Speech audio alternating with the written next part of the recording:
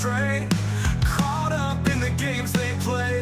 High-speed chases gone awry, serious turns into pie in the sky. Just out of jurisdiction, laughter and a conviction. Beneath the badge of misguided fiction, here comes the twisted depiction. All right, guys, welcome back to another episode of Just Out of Jurisdiction. We got another pretty full table. Of course, Doug's back with us again, but he'll hide in silence. He's here to correct us. He don't want me to call him out, but it's going to happen every time. We've got a first here, this first female officer we've had on. We're honored to have her on. And another first, the first crime-fighting duo we've had, crime-fighting couple, I guess, if you want to call it. I don't know which one's Batman and which one's Robin. But Definitely Robin. It's still up in the air. But we've got Amanda and Stephen Madden with us. And T-Dot's back, of course. We can't get rid of him yet. We're trying, but... We're getting closer. It's like gum on your shoe. You can't scrape him off. This partnership has just went downhill. We've been hostilely taken over. That's all right. It's been a long day. We're good. So I'm excited to hear some... It is unique because there's not a lot of female officers. Honestly, we had a couple... I think 3, 4 at London PD, and then working at Danville, there's a little more. There's a couple, yeah. And but really, the perspective of it is sometimes like, oh my gosh, because I know as a guy, you want to jump in and take over if that stereotype, right? You just jump out and not. It's a jerk move, but.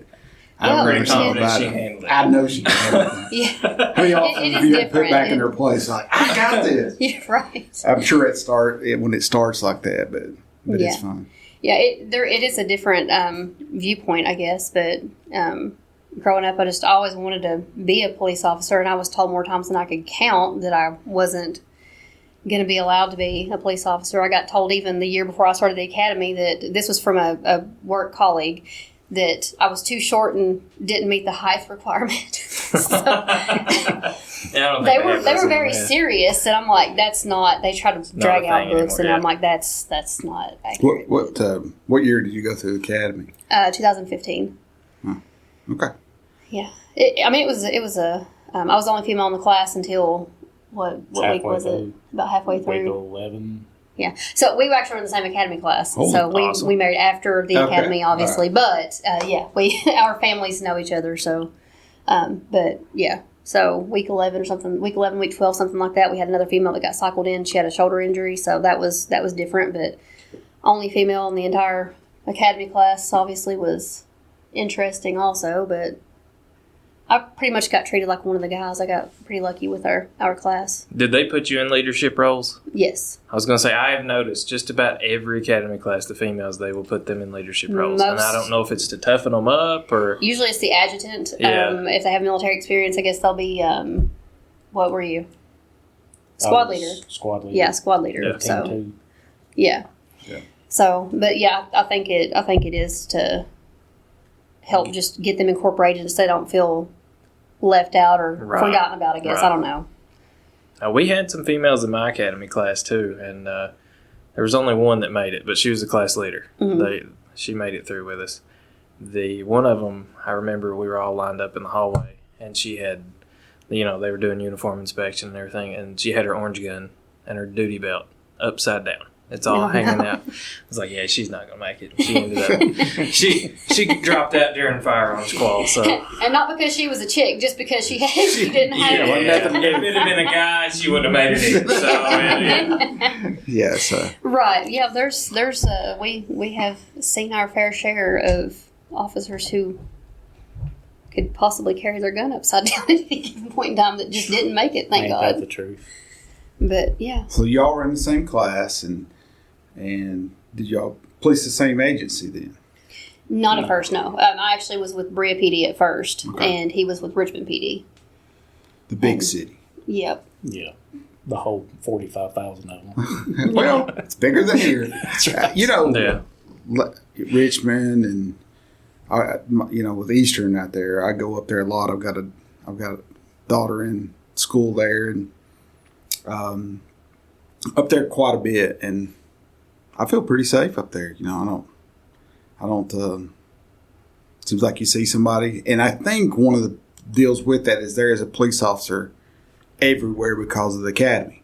They'll be in their cruisers going to eat somewhere here and there, so it just looks like there's thousands of officers out there, but it's really just because the police academy is stationed there, so that really helps. Well, and it also helps too the fact that not only do you have Richmond City Police Department, you've also got Madison County Sheriff's Office that's there. Right. KSP Post 7 is there. Yeah, it's right in the middle of campus. Eastern Kentucky University Police is there. Right. So you've got a plethora of agencies. Yeah. And then everybody coming there for academy classes or in-service classes or whatever. So Yes. Yeah. And law enforcement officers know, like whenever you're in Richmond, you look at what agency they're from, and you'll see all different counties and everything else. But the average citizen typically just sees blue police lights car. Right. Yeah. They don't. Yeah, they don't pay attention, but I don't know how many wrecks I've driven by. They're like, oh, that's not me. Yeah. But it's the first time, this year to go. I had in service in Richmond, but it was not on campus there. It was over at the Ignite Academy. So I was like, oh my gosh, this is so. I'm here. You get to enjoy the food like Jackson's or something like that, but yet I'm not over there where it's all very strict and weird. So it was kind of nice over there. So yeah. We left out his nana cooks at Jackson's. So all the law enforcement officers are all talking about Jackson's, but his nana's a cook up there. So it's the best food in She's got all the Richmond. secret recipes. Just brings them home with her. You've ate there, right? Jackson's, yeah. Have you eaten there? Never. It's some of the best country food that you'll is ever good. eat. My grandmother started out doing that at Opal's restaurant. When I was a little bitty fella. Opal's down in Jackson County? It started out. At one point, it wasn't Jackson, but Opal's was in the mall, the old Richmond Mall. I remember for the that. longest time. She's been a cook since then, and she's still doing it today. Wow. I want to say their pork chops. They're as big as the plate, and they're incredible. You have to get bone in though. Yeah. And then the meatloaf there.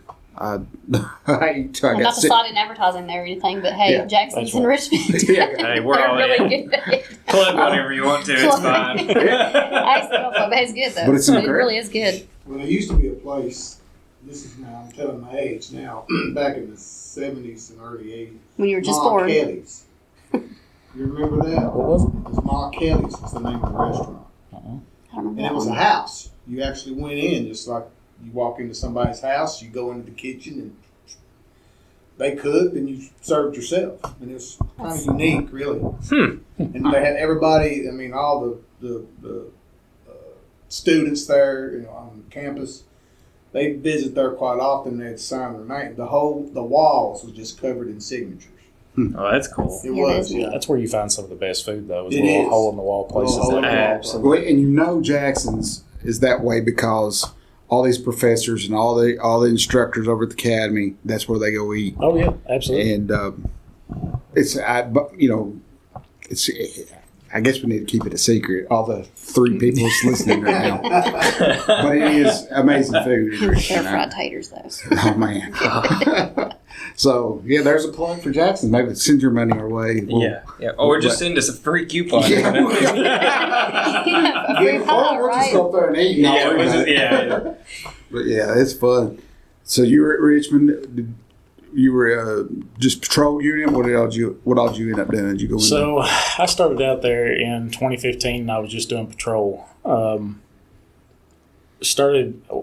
guess I should say this, day one, and this is something I've always had an idea that I wanted to do. I always wanted to go in to something that, would just make me better. And whenever the first day that I went to Richmond, one of the first questions I asked was, do you all have a SWAT team of any type? And they were like, yeah, we have an ERU team, Emergency Response Unit. And I was like, well, what do I have to do to be on that? They told me pretty much what I had to do is I had to be there for a minimum of 3 years, and I had to have good performance. I would have to show good firearm skills, good tactics, and a good, level head under pressure. So I was dead set that that's what I wanted to do. That was my goal going in. Long story short, man, I went in there and started out just doing regular patrol and had some pretty good calls. And I guess, sometimes, and I'll touch base on this several times tonight, but God has a weird way of working in your life. And I'm a huge believer in that. Mm-hmm. And it's kind of funny of some of the times and some of the trainings and stuff that I went to and some of the calls that I was on that there was either a ERU member or someone else that had to do with the team or, higher up that just happened to be there to see me work and saw that, I had a good level head and that, I showed a little bit better calmness under pressure, I guess, whenever it really mattered. And I was able to keep a level head about myself. And that stuff really, stayed around with everybody. And they constantly told me, well, if it wasn't for that 3-year thing, we would take you right now, And finally, we got a new chief in. We went from Larry Brock, which Brock was a great chief.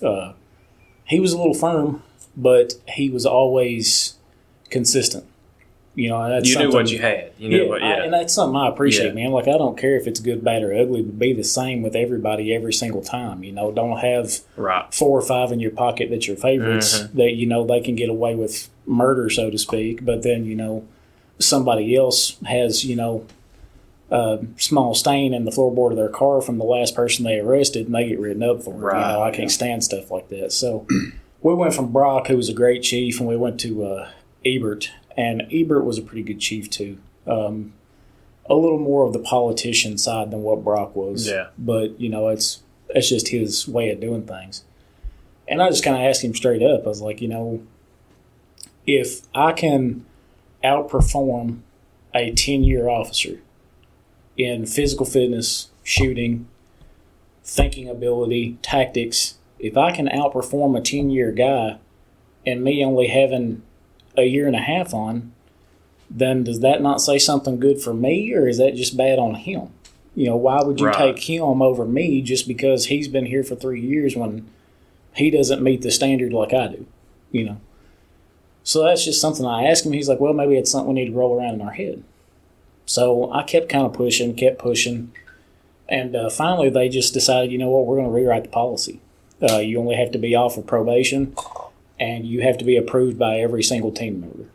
So, long story short, right about my 2-year mark, they lifted that 3-year lock on there. And at the time, I was one of the youngest people time-wise on the police department that actually tried out and got accepted first time around onto the ERU team. And like I said, that was a dream for me because I'd wanted to do that ever since I was a kid. Did they have one of the big SWAT, like PT tests and all that you had to go through? Yeah, man. So that terrible. test, it sucked, just to say the least. That test, you had to do a 1.5 mile run in full gear, and it wasn't, your 3-pound ceramic plates. It was, 9-pound steels. Yeah. And it was a full kit, and basically they put the vest on you. Usually they hold the tryouts when it's pretty hot outside. It is not a cool day. You start off and you run a 1.5 miles, and once you do that 1.5 miles, you have no downtime between any of this whatsoever. You immediately throw on an armored helmet, which adds more weight, and then you grab a door breaching ram, and you have to sprint 100 yards with that ram. As soon as you drop the ram, you have to run over into the grass, and you have to low crawl on your elbows and knees for 30 yards. Again, this whole time you're wearing full kit. As soon as you jump up, they have whoever at the time it is being the heaviest team member, which for me it was, I believe, Rob Hess. And Rob, it was either Rob or Chip Gray, both of which are within about 10 pounds of each other, but Rob and Chip both are about 6'5". And in full kit, I mean, they're, pressing 300 pounds or more. Yeah. They just go completely limp, just like, a dead man thing. So you're dead weight dragging them. Yeah, so you have to dead weight drag this guy for 30 yards. Gosh. As soon as you drop him. That's worse than those dummies down, Yeah. or 150 or whatever. So you dead man drag this guy for 30 yards, and as soon as you're done with that, you have to do 10 burpees, and then after you do the 10 burpees, you have to do 10 push-ups. And then after the 10 push-ups, you have to run over to a bar that was anchored to the side of a concrete wall, and you have to do 10 pull-ups. After you're done with that, they hand you the ram again, and you have to climb 4 flights of steps to the top of the tower, and then traverse your way back down those 4 flights of steps and sprint to the finish line, which was roughly about 25 yards from the door, and then drop the ram. When the ram hits the ground, your time stops. I could not do that. No, I'm pretty sure I would have went in the cardiac arrest way back at the beginning somewhere. So funny story. This put me in thought of that. Police Academy. Everybody has to jump over the wall. Shut up. I jumped over the wall. On the ropes course? I don't know. It was just a wall, a 6-foot wall. You just have to run and jump This ain't over. even the ropes course. This is just the 6-foot wall that you have to jump over. You just have to prove you can jump over a 6-foot wall that's built.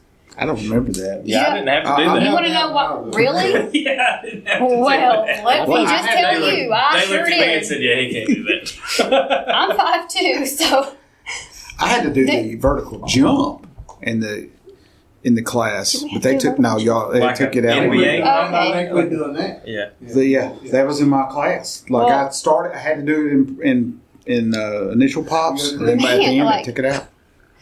well, They tortured I'm you. upset now. Now go ahead. Well, a lot of people did, What but happened on your wall? I tried to jump we'll over get the back to wall, that, see. and all that you could see was I tried to jump over the wall like 3 or 4 times and didn't make it. I basically just ran into the side of it. It wasn't that bad. I was trying, but it was. But now I'll be honest. The entire academy class, because I was fairly fit. Like I wasn't the last one at everything. I wasn't the one always on sidelines throwing up. I got everything done just like they did, but. They were all cheering me on, thank God, because they were like, I know you can do it. It's just, you're just short. That's all. Come on. You can. So I finally learned to hook my foot, and then I drag myself up over the top and just fall over. And they're like, yeah, it was a whole win for the whole class. But yeah, basically just ran to the side of the wall. But nevertheless, back If to you'd you, ran I through that could wall, not, they would've let if I you. could have ran through that wall, I would have been a star. I would have done it easy. But I could not do ERU. That's They got rid of that year then because I went through in 16. So Yeah, you know what? I don't remember You the were the ropes last course, class. honestly. We did the ropes course, I'm assuming. it would have Not been the one that they're towards. talking about. They're talking about the leadership ropes Yeah. course, same one. The one Yeah. out back. Yeah, right they're talking there. about the one that's like 40 foot in the air. something. I don't remember. Yeah. So anyway, Doug, you were asking, what was the times for that? They want you pretty much to come in somewhere around 18 minutes or less. Jeez, OP. And anytime, anything, The next day? No. So the bad thing is that was just the PT test. Yeah. The And it PT keeps on, test. that day is a long day. So you're That's you're just got to all be of pretty this. good at running too. Yeah, so all of this has to transpire usually within about a 4 to 5 hour period because you have numerous people doing it, and the only downtime that you have is while the other people are doing the test, which is not a lot of time because they have different people that's timing you, and sometimes a lot of you are running at the same time. It's just that the person behind you started 4 or 5 minutes after you did Right. to stay behind you enough. Right. So all of this transpires within about a 4 or 5 hour period. It's a long day. But after you leave there, they look at your times. They notate everything, how you did, what was your mentality. Because, even during the test, they will ask you questions, like, when is it safe to perform a tactical reload? What are the 3 things that you need before you're going to reload your weapon or do anything like that? They're looking for, I want time, distance, cover, things of that nature. So they're asking you all these questions that have to do with policing and tactics and to see if your physical fatigue is going to cause mental fog. Yeah, exactly. So then after you're done with the PT test, basically you jump straight in your cruiser. There's no lunch time. There's no break time. You've got water and maybe a snack that you brought, granola bar. For me, that's what I had brought. We drove from there straight to the range, and the range was only about 15 minutes away, roughly. Y'all shoot down the So- river too, or is that somewhere else? That's somewhere else. We had our own range that's I gotcha. dedicated for Richmond. Once you get to the range, again, you're full kit, except now you have all your weapons and stuff with you, all your ammo. You completely get kitted up for this firearms qualification. And the way that our range is set up, it's not just your typical flat range. We have what we refer to as the Eagle's Nest up on a hillside. And it's not super far away. It's 200 yards. But 200 yards for the average person with nothing but a 16-inch, rifle is a fair long distance. shot. Yeah, that's a pretty good shot. Especially when you're running iron sights. They don't give you a red dot or anything to run that day. You're running irons. Mm-hmm. So they tell you to start at the range house. The Eagle's Nest is about 100 yards, and it's uphill. I mean, it sucks, and it's hard terrain. It's not, there's no dedicated way to get there. It's just, hey, climb this hillside. Mm-hmm. So you sprint in full gear up to the Eagle's Nest, lay down prone. It's 200 yards, and they have multiple targets set up all the way down to the 0-yard line. And you have to engage however many rounds they tell you to put on each target. So you engage at the 200, sprint down to this spot that they've got marked for the 150, all rough terrain again. It doesn't get to flat terrain until you get to the 100-yard mark. So sprint down to the 150, numerous rounds on a few targets again. Afterwards, you have to run up to the 100. They give you a couple targets. Then you start moving between different barricades and obstacles amongst the range. So it's not, now I'm going to travel from the 100-yard line straight to the, 10 or 5 or wherever they stop me at. Mm-hmm. It's, I have to bounce back and forth across this 50-yard wide range over this 100-yard span to figure out, where I'm going, how to move. I have to communicate. They're talking to you and yelling at you and throwing stuff at you the whole time. They're just trying to see how you handle it, how you handle the pressure and if they can get you too amped up or not. But you go down through there, you're doing mag changes and transitions and reloads and all this other stuff. And they're grading you on everything that you know how to do. Are you tack reloading behind cover, or are you basically firing until that rifle runs completely dry? Are you, using time, distance, and cover to your advantage? Are you overexposing yourself around these barricades? What are you doing? Mm-hmm. Whole time they're asking you questions. Taking you on the helmet with a fully loaded magazine just to irritate you. And at one point in time, it's a selection. It's not. Yeah. You're getting selection. Yeah, it don't matter how good you are. Those questions are it's like a SF or something selection course. And it's to qualify. Nothing to that extreme. I wouldn't even shorten down. I wouldn't even compare it to like a SF selection course because through camp and other things and just history. I have met a lot of the guys that have been former Green Berets, SEALs. A couple of guys that have been Delta, MARSOC. This, that, and the other. And those guys they're a whole different breed. Mm-hmm. Yeah. Like, they make our test look like it wasn't nothing but a play date. Yeah. These 3-week, 4-week rucks and stuff. That's a different world. But it's on the same principle. Those questions they're asking you under stress. Yeah. They're tapping you on the forehead and asking you questions to see if, you may pass the physical. You may shoot the best. But those questions and seeing how you handle it, see if you're going to be a good fit for that team is what else they're looking at too. Yeah. And this is all just to get you to go to SWAT school too. Yeah. Right? I don't which school did you go to? So I went to Norris Tactical. That's where is that Louisville or close to Louisville? Yeah. So now they actually have multiple locations. Okay. And Norris has actually become one of the biggest training agencies in the United States right now. I'll touch on them here later on if we come back around to that. It's a great place to go to. Love those guys. But so at one point during this firearms line, we never know what they're going to do to us, and they'll surprise you. I got up, and at one point I was at about the 20-yard line, and I had run out of rifle ammo. And it's set up that way. I was supposed to run out when I did. And I drew my pistol. So I transitioned to pistol, and I start engaging the rest of the targets. While I'm engaging hostage targets, a dude just reaches up and starts leaning on my shoulder, talking in my ear, trying to throw me off balance. Well, simultaneously, another guy that was actually ended up being on the team too, his name's Joe Lane, one of the funniest and greatest people you'll ever meet in your entire life. But Joe actually empties a mag in a full auto system right over my shoulder and just covers me with the brass. Hot brass. Well, then, so then after I get done with that spot, I shoot over the range just a couple of feet and start engaging this next target. And I see this little black thing come over my shoulder, and I looked and I was like, crap. It was a flashbang. So, I mean, they're doing all of this throughout this entire time. You're being berated. You're being hit with flashbangs. You're being tapped on the helmet with magazines. You're being asked questions, pushed around and smacked on, gunfire all around you doing different things. And they're just trying to see, like, through all of this, can you keep your cool? So after you do that, they grade all of your targets. And then when you're done, you go directly into a interview with the team. And it's the current team. And you're basically sitting there by yourself in front of all these guys. And none of them are there to really be, bad to you. Like, we patrol together, so they're good dudes.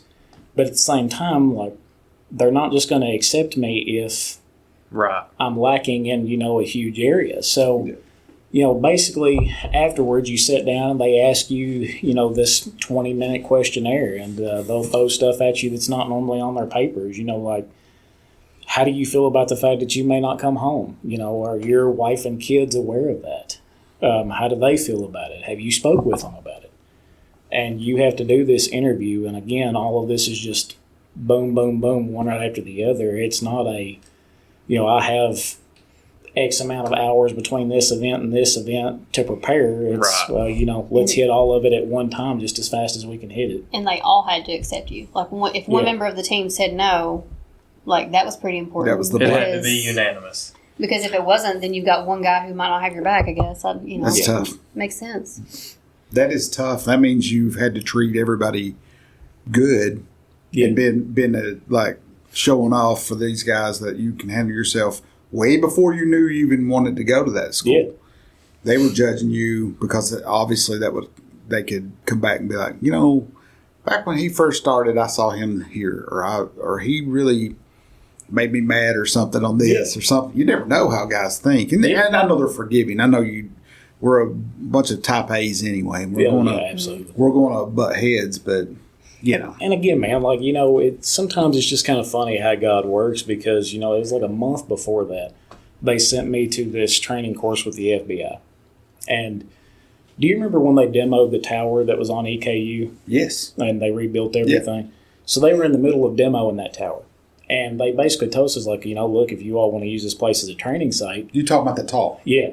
So they was like, you can go in there and bust through doors and all kinds of crap, because we're demolishing the whole tower anyway and then redoing all of it. So we were like, okay, cool. So the FBI says that they're running this training course, and it's basically an active shooter scenario course. I had never been to anything like that before. It was probably one of the coolest classes I ever went to. But these guys go all out. They go in there, and there was debris everywhere. They had drug furniture out into the hallways. They had torn down fixtures and everything out of the ceilings to make it hard to traverse through there. They had killed some of the lights so that the hallways were dark. I mean, they went all out. That's awesome. Well, one of the things that they had done was they set up a bunch of traps, and they had tripwire setups and pressure plates under some of this furniture. Wow. So we were going down this hallway, and one of the guys that was on the team, he looks at me and he was like, I'm just letting you know, like, they've asked me to grade how you act today. And I was like, great. Didn't have enough pressure that I'm supposed to get good grades today. And now, my dream of being on the team is riding on this. So we're going down this hallway, and I looked, and I seen this little black device underneath of a piece of furniture. And I looked and I said, bomb, move. And we took off into separate doorways and gained cover. Well, that instructor comes out of nowhere, and he was like, you tell me right now where you see a bomb. I was like, it's under the corner of that piece of furniture right there. He's like, how did you see that? I was like, to be perfectly honest with you, like, I ain't going to sit here and lie or act like I'm a super cop. It was by pure luck. I hit it with my light, and I was like, that don't look right. So I yelled out, bomb, move, and we took off. He was like, good job. So that was one of the highlights of that event. To end the day, same dude that's supposed to be grading me looks at me and he goes, well, I want you to lead this last event. We have no clue what the FBI is about to put us through. So they're like, well, we're going to see if we can throw y'all for a loop. So they put us in this dark hallway. And I don't want to make it seem like, again, that I was super cop or anything, because I wasn't by far. There was some scenarios that we did that day that we were doing simunition, which for those of you that don't know what simunition is, basically little plastic rounds, but these guns sound, operate, and Probably fire hurt a like- projectile. Yeah, it's a soap projectile, right? Yeah, and but it actually is. It's expelled by actual black powder. Mm-hmm. So these rounds have black powder in them. So the smell, the operation of the gun, the action, everything works exactly like a real firearm. And I got hit that day by a couple of those projectiles, just like everybody else in the class did. There's sometimes that you just can't help it. You just run into an unlucky angle. I mean, it is what it is. And that last scenario, it turns out that we got to this doorway, and this dude had simulated that he had killed his boss and had rigged people up in the doorway and wired them together on a bomb. Oh. So we get to this doorway, and these people are standing in the doorway and won't let me through the door, but I can hear the shooter behind them inside the room. So I was like, can you all move? And they just shake their heads. No, they won't even communicate with you. They're ordered not to. And I was like, okay, are you wired to a device? And they just shook their heads, yes. And all of a sudden, the shooter's like, F it, I'm done trying to talk with you. I'm going to start killing people in 5, 4, 3, 2. And I didn't know what else to do. So I was like, I'm not trained for this. I haven't went to bomb school or anything. But if I don't do something, then, this scenario's set up that we all die. So you got to do something. So I just dumped my gun in between both of them's head and come down on target and put 5 rounds in this dude's chest. He falls over. My teammate that was grading me that day that was on the ERU team follows me through the doorway, smokes the dude in the opposite corner. And luckily enough, I got good grades on that scenario and, simulated saving the day and being the hero, cop. But he went back and he told the team, hey, this guy's got a good head on his shoulders. And, again, God just set me up in the right place at the right time. I got lucky enough that I got selected for that, because I wasn't even supposed to go to that class.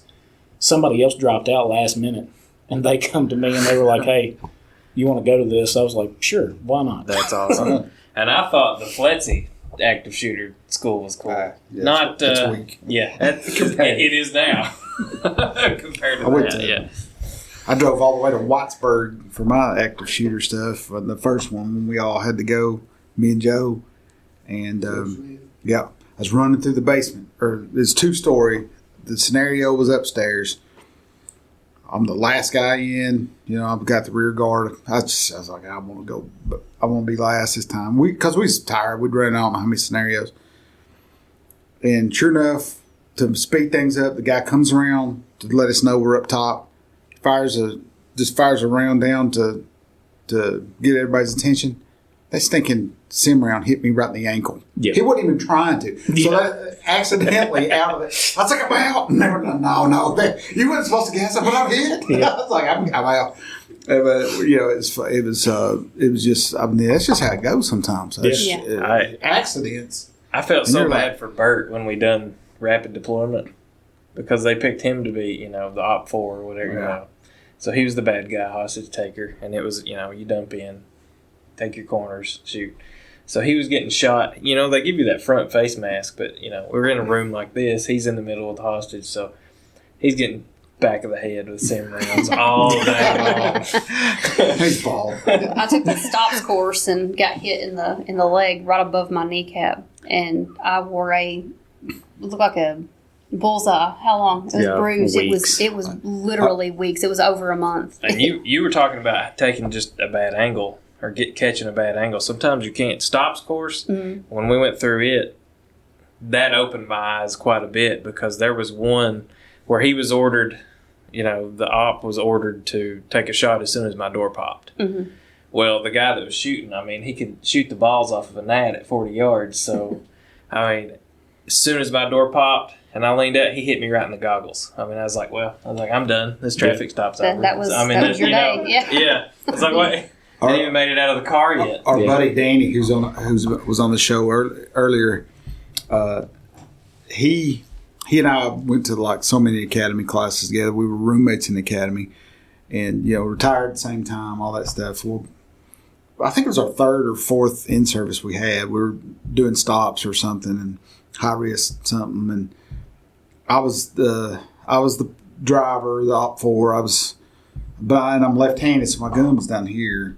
So I reached out like that, and I didn't have the gloves on. Those.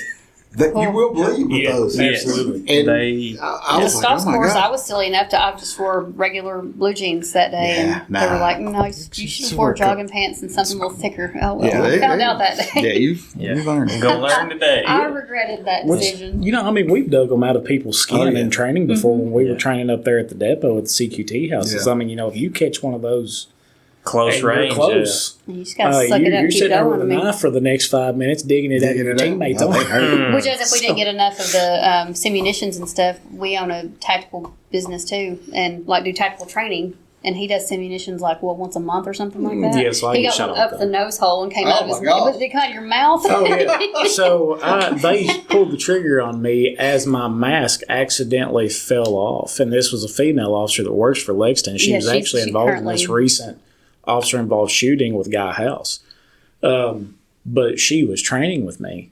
And when I started to go down, she come through the door, did everything she was supposed to, put 3 or 4 rounds in my chest. I started to fall. Well, mid-fall, my mask popped off, but she had already broke the trigger.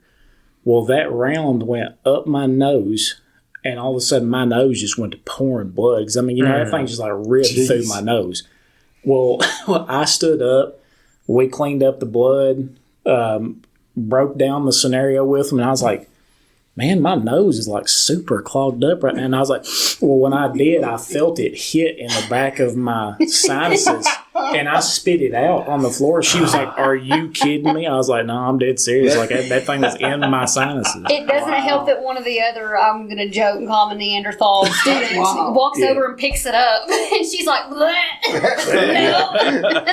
That's like the gross. Carlos Halfcock shooting through the scope. If you shoot up a nose hole, Effective. Yeah, The first thing she said when I walked through the door, she was like, I shot him up the nose. I was like, what? And she was freaking out, man, because like when I play these scenarios, and I'm the bad guy, I believe that, as a trainer, if you're just a nonchalant individual when you're playing, that demon that they're supposed to be facing that day, you're not doing your students any good. No. So when I'm playing it up, like I'm playing it up, I'll yell at them and scream at them, ball up my fist, I'll push them, like I go at them hard. And on the other end of the spectrum, though, is when they shoot me, like I play it out that I'm actually shot. Like I will not respond to them. I will not help them move me if they have to drag me out of the room. They get nothing. If I'm dead, I'm dead. That's awesome. And if you're not, then you'll fight back with them still until you're dead. I'll fight with them until they get me under control.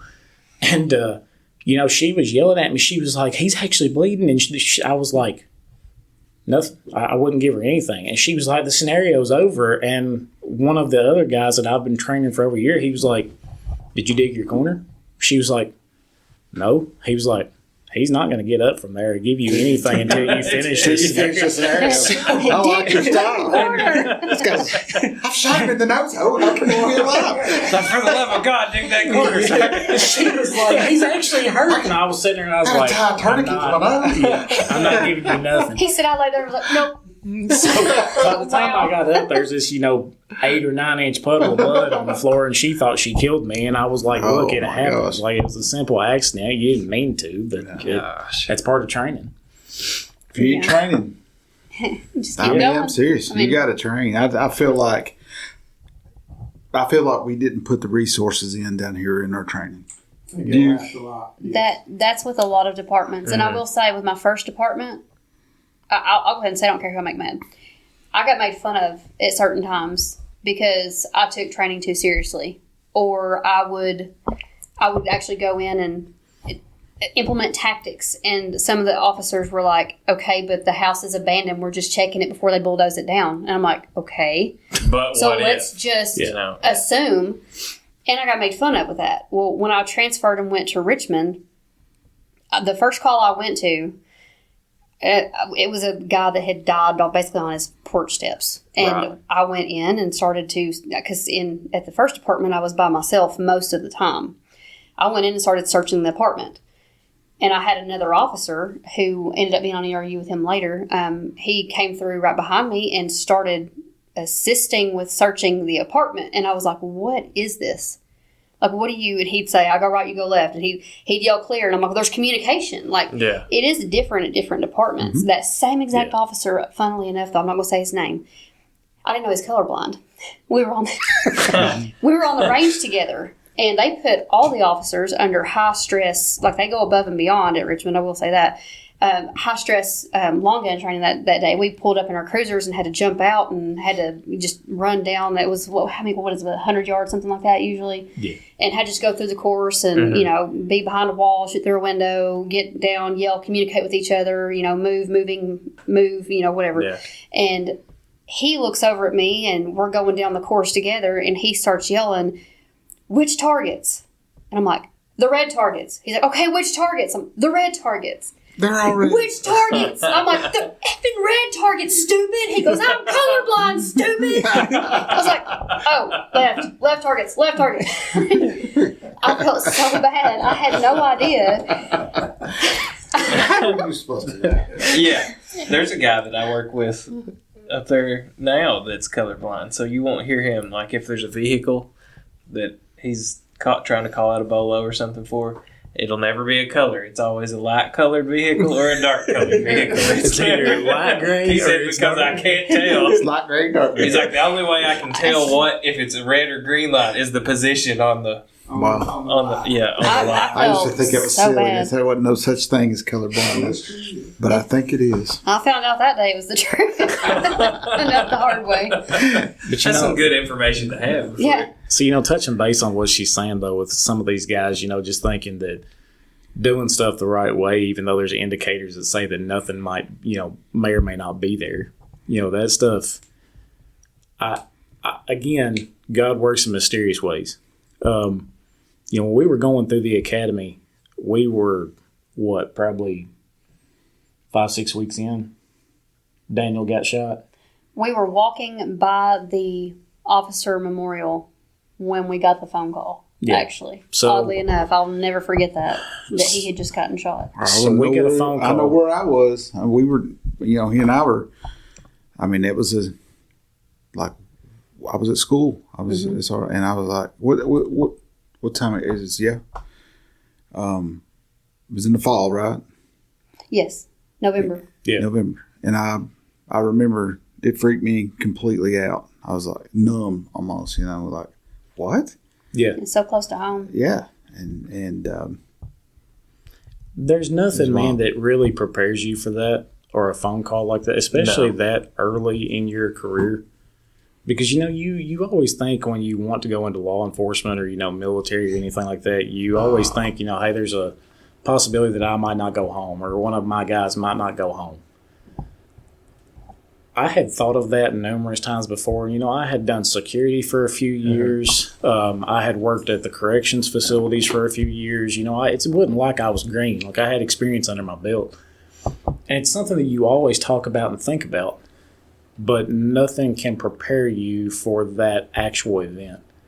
And I can remember just how numb I felt. And I'm not going to sit here and act like, I was best friends with Daniel. I wasn't. Not even close. I had met him just a couple times here and there in passing whenever, I was going through the process to go into the academy. Nice guy, good officer, good husband, good father. And I remember Jan called me that morning and she gave me the news and I was like, well, is he okay? And she was like, we don't know. And I was like, what do you mean you don't know? And she was like, well, he's in pretty bad shape. And the only thing she could really say was, she was like, just pray for him. And I was like, okay. It's like, that's all I got. That was it. And then it's just like it is with the rest of policing. You go through these traumatic events or you get this bad news and then it's, on to the next thing. Like there's no downtime. You ain't got time for that right now. No. You don't have time to No grieving process. decompress. No Yeah. time to no. No time to So even think it's about. like, No. okay, well, any one of of your it. dudes just got shot. You don't know anything about it. One of your teammates is down. Okay, well, let's go do PT in the academy for the next hour and a half. And too bad you just don't know nothing. And that's just what it was. So, we go through the rest of the day, and then all of a sudden, we get phone calls like, hey, he's gone. So for the longest time, nobody talked about it. And again, I mentioned Joe earlier. Like, some people I'll actually call out by name. Some people I won't. But Joe, man, I cannot say enough good about that dude. If you ever get the chance to meet Joe Lane, he is one of a kind. There will never be another Joe Lane, not even close. He is an absolute wild man. And he does not care how big, how bad you are. He is man to man with you no matter what position you're in. I don't care if it's Joe Schmo from the streets. I don't care if it's upper brass. I don't care if it's a lieutenant colonel in the military. It does not matter to him. You're a man. You're on the same level as him, and he's going to treat you right. But Joe Joe was one of Daniel's best friends. They had time together on the weekends. They hung out. They smoked cigars together, watched movies. So, finally Joe steps up and he's like, man, what the hell are we doing?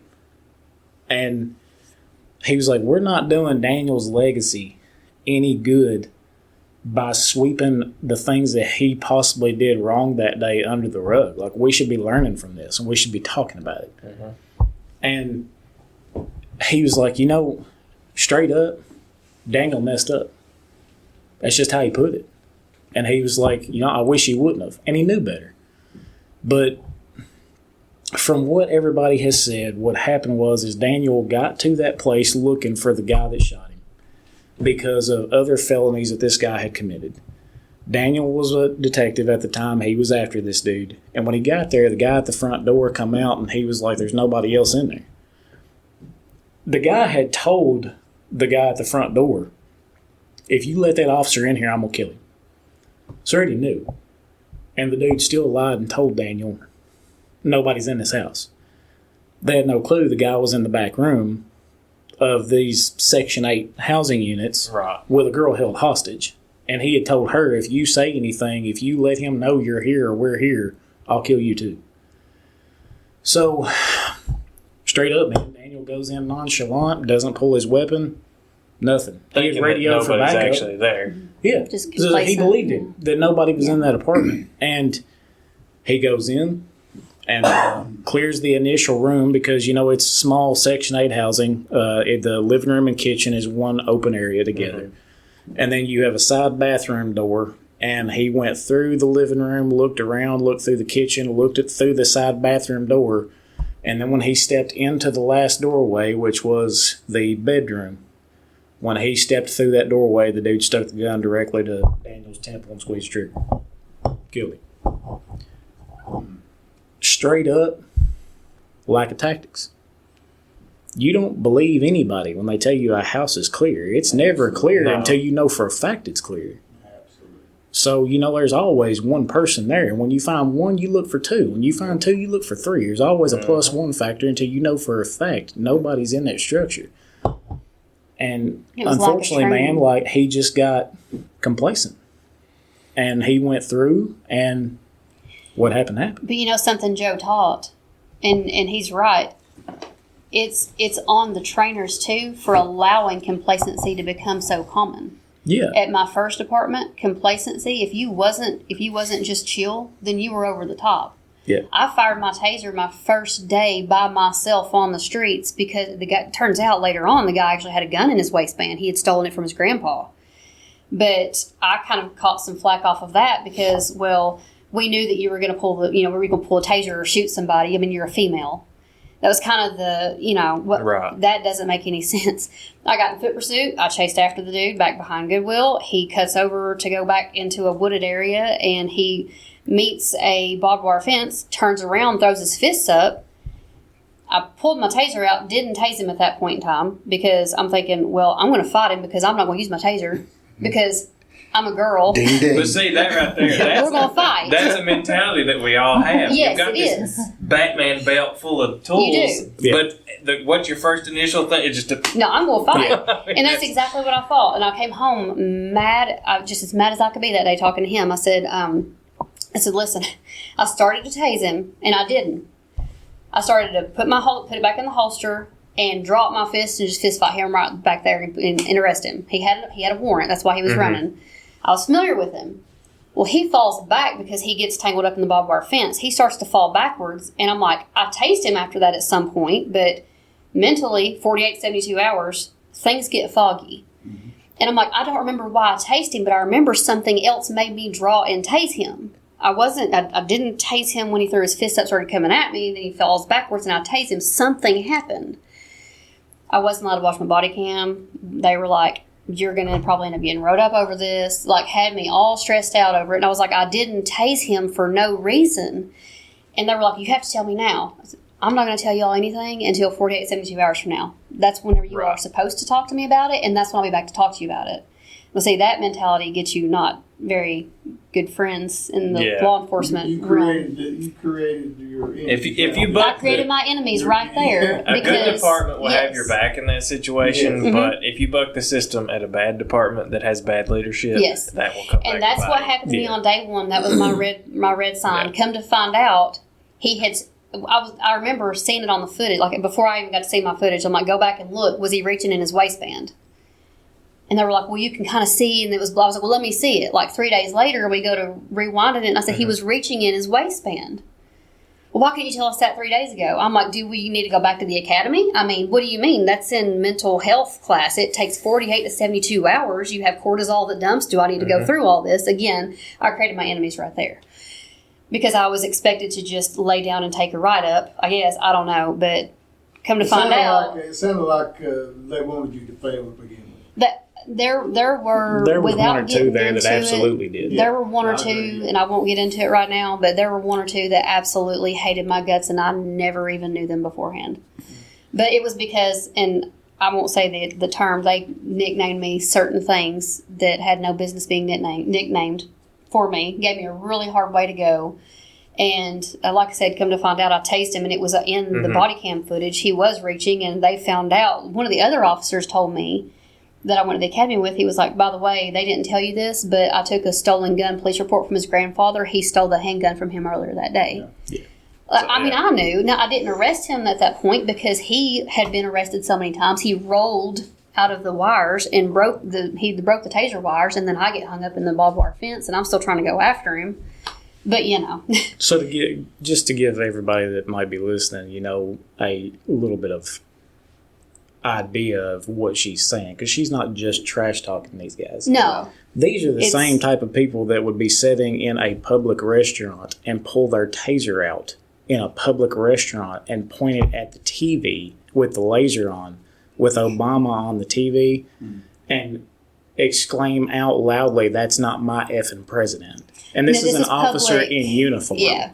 They had public complaints on them, and then, But want to come out. Well, And yeah, that's yeah.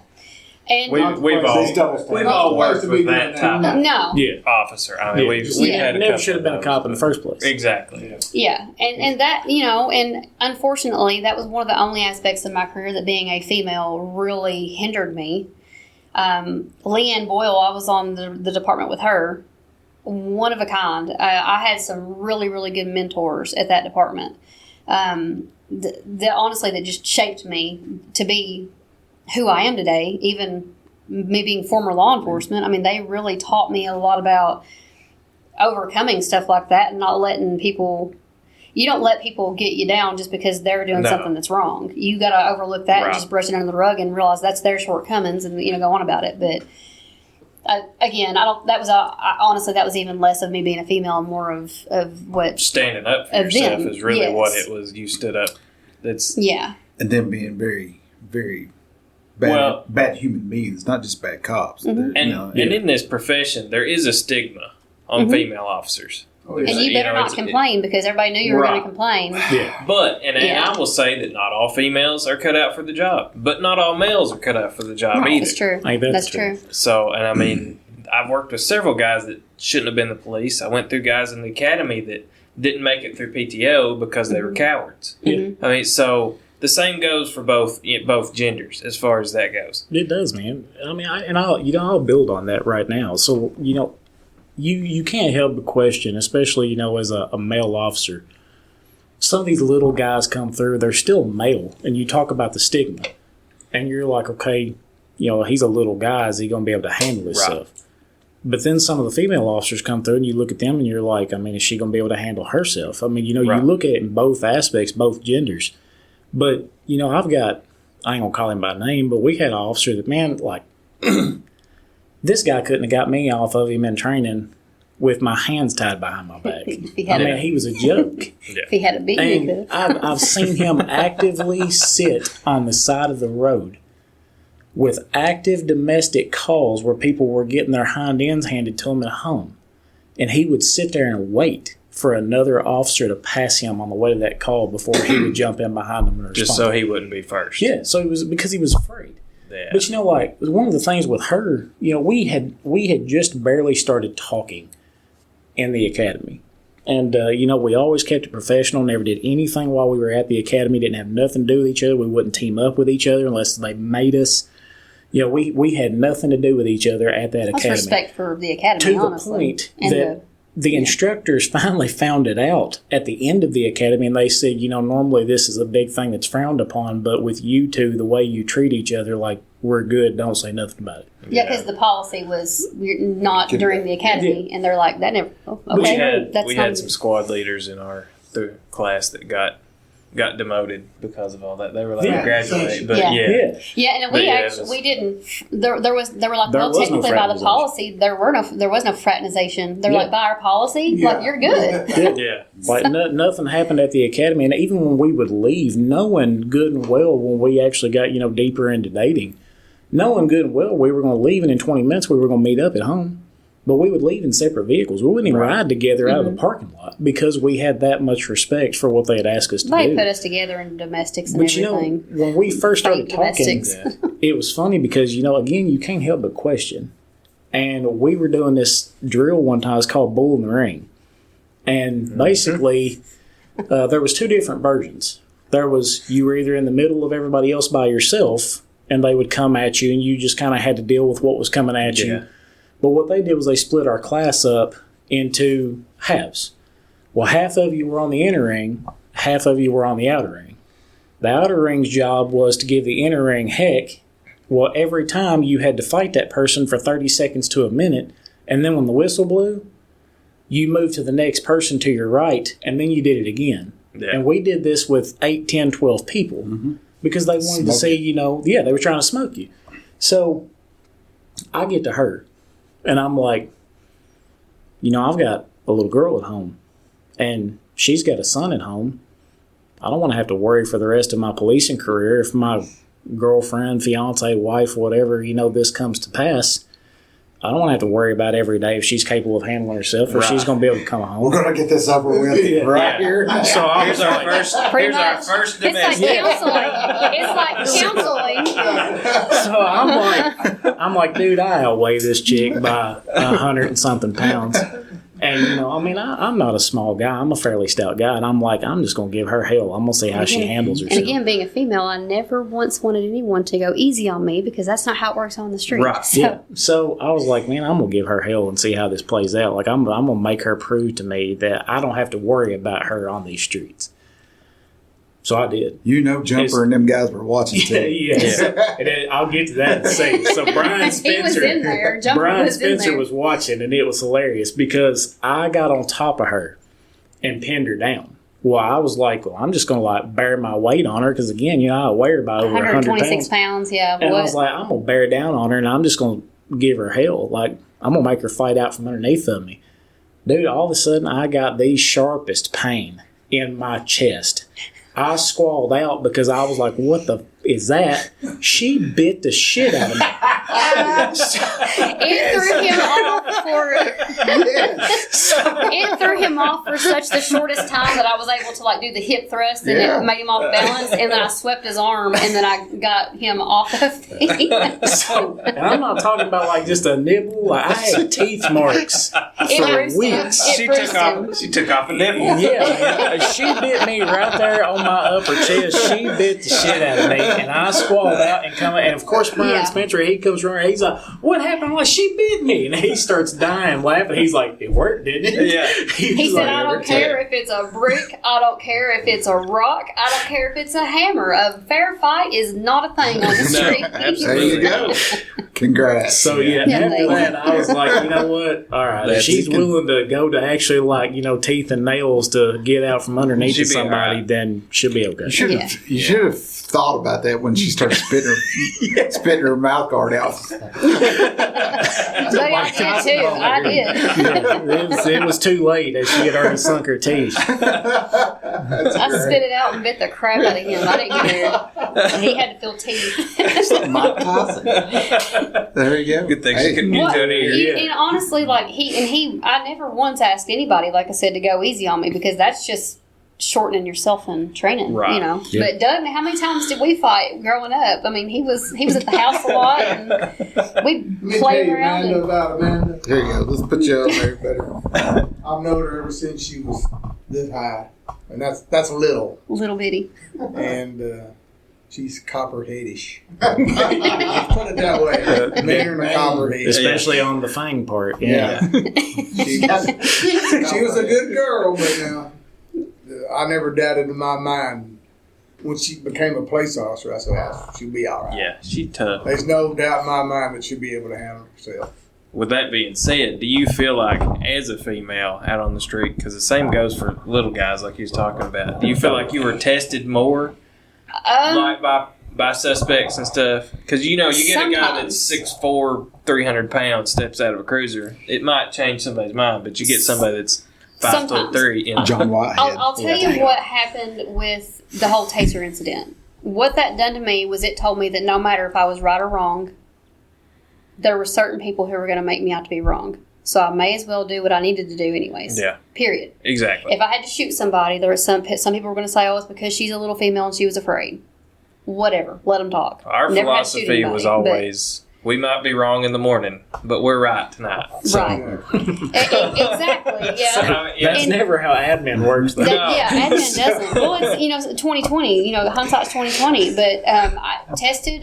Yes, but I had more men cry on me in the back of my cruiser. All I had to do most of the time, I don't know why, I had mom voice. I could walk up and they'd be yelling and cussing everybody, and I'd walk up and say, "Now that's enough," and they'd be like, "Yes, ma'am," and then be quiet. Yeah, it was so funny to see sometimes, because I'd have this guy that was like outweighing me by. We went on calls together. To put it in perspective for the people that are going to listen to this later. I mean, I'm 6 foot and I weigh 230. And I'm a fairly fit guy. I'm not a little boy, and I outweigh her by over 100 pounds. They'd be sitting in my face, "You mother effing PO, I'll whip your hind end and everything," and she'd come up, "That's a nut, yes, ma'am," and then just hang her head, wilt and hang their head and go to the back of the cruiser. You kiss your mother with that mouth. Yeah, it was like she had mom control over him, and I'm like, why does this work like this? Like, I'm having to about fist fight with this guy, and she just looked at him like, "Shut up and get in the car." That's nice. It did work sometimes. There were other times. There was. No, I showed up to a call. You did a Mountain Dew? No. Are you out of both? Yeah. Oh, he drank both coffees. Sorry. Chugged them. Not a lifetime of night shift. I went on a call one day, and it was this guy that was on meth, and he was like, he had fell asleep in a car, and they showed up, of course, and they're like some random guys in the car, and I went to get him out. Of course, like I said, I was by myself a decent amount of the time. EMTs got there about the same time I did. He's just barely with it. You can tell he's higher than a kite. He was on meth, and he was just waking up and this, that, and the other, and he went to flailing his arms, not fighting, but he was just flailing his arms. And I grabbed his hands, and I handcuffed him at the time in front of him, because I couldn't get him out of the car to handcuff him, put him on the ground, handcuff him behind his back.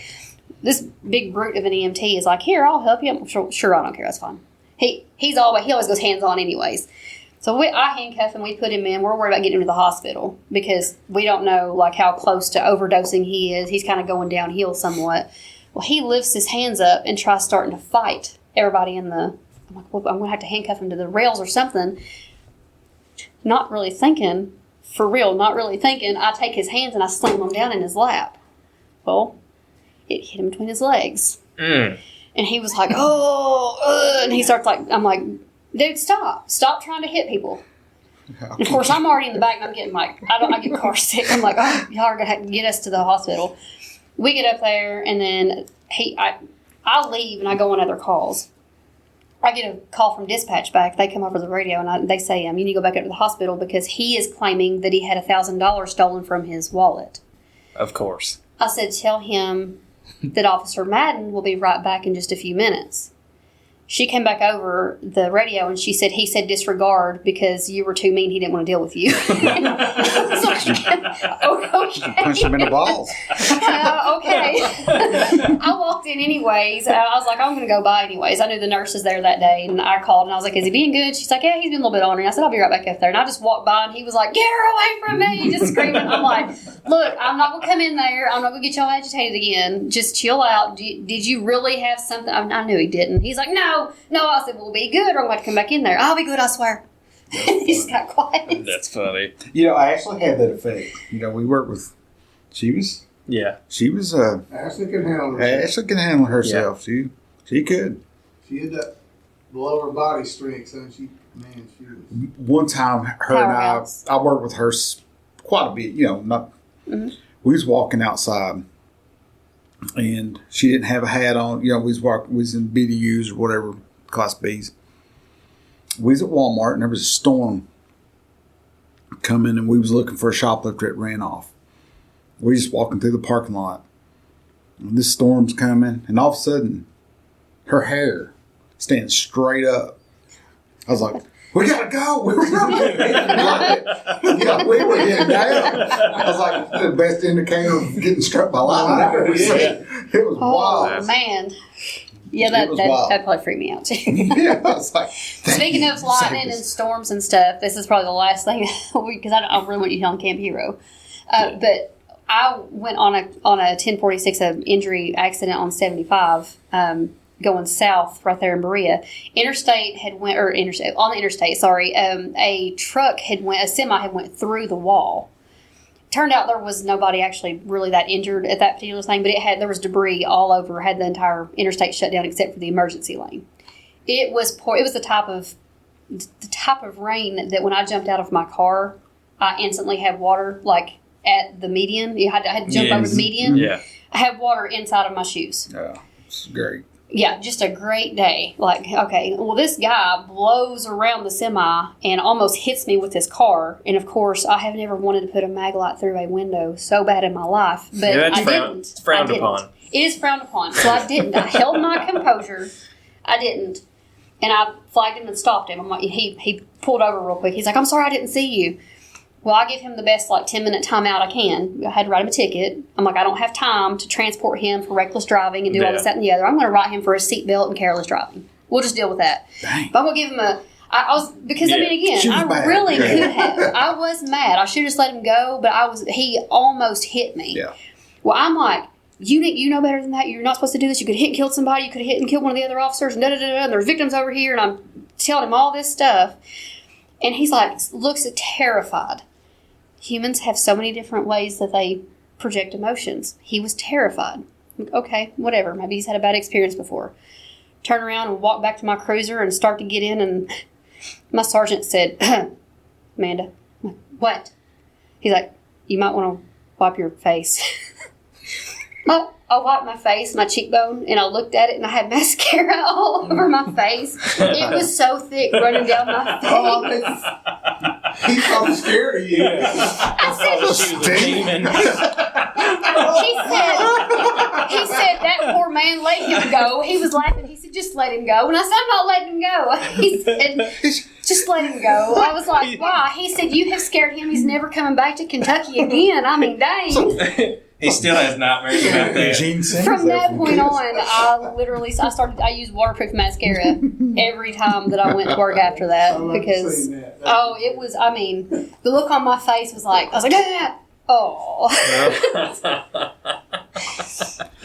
We've done some talking tonight on some of the bad stuff that you deal with policing, but it's amazing how she's referred to it several times as a front row seat to the greatest show on earth. It is. It really is, man. Like some of the stuff that you see that you never expected to happen, it can be so dangerous and so upsetting sometimes, and then some stuff is just absolutely hilarious, and you couldn't make it up Human if you wanted psychology, to. like. Yeah, some of it you could go your whole lifetime without wanting to see, and then some of it's just like, I can't believe that I was a part of that. Yeah. So, Right. yeah. Exactly. Once in a lifetime experience. What do you call it? It's a tragedy. It's like a movie. It's like a movie.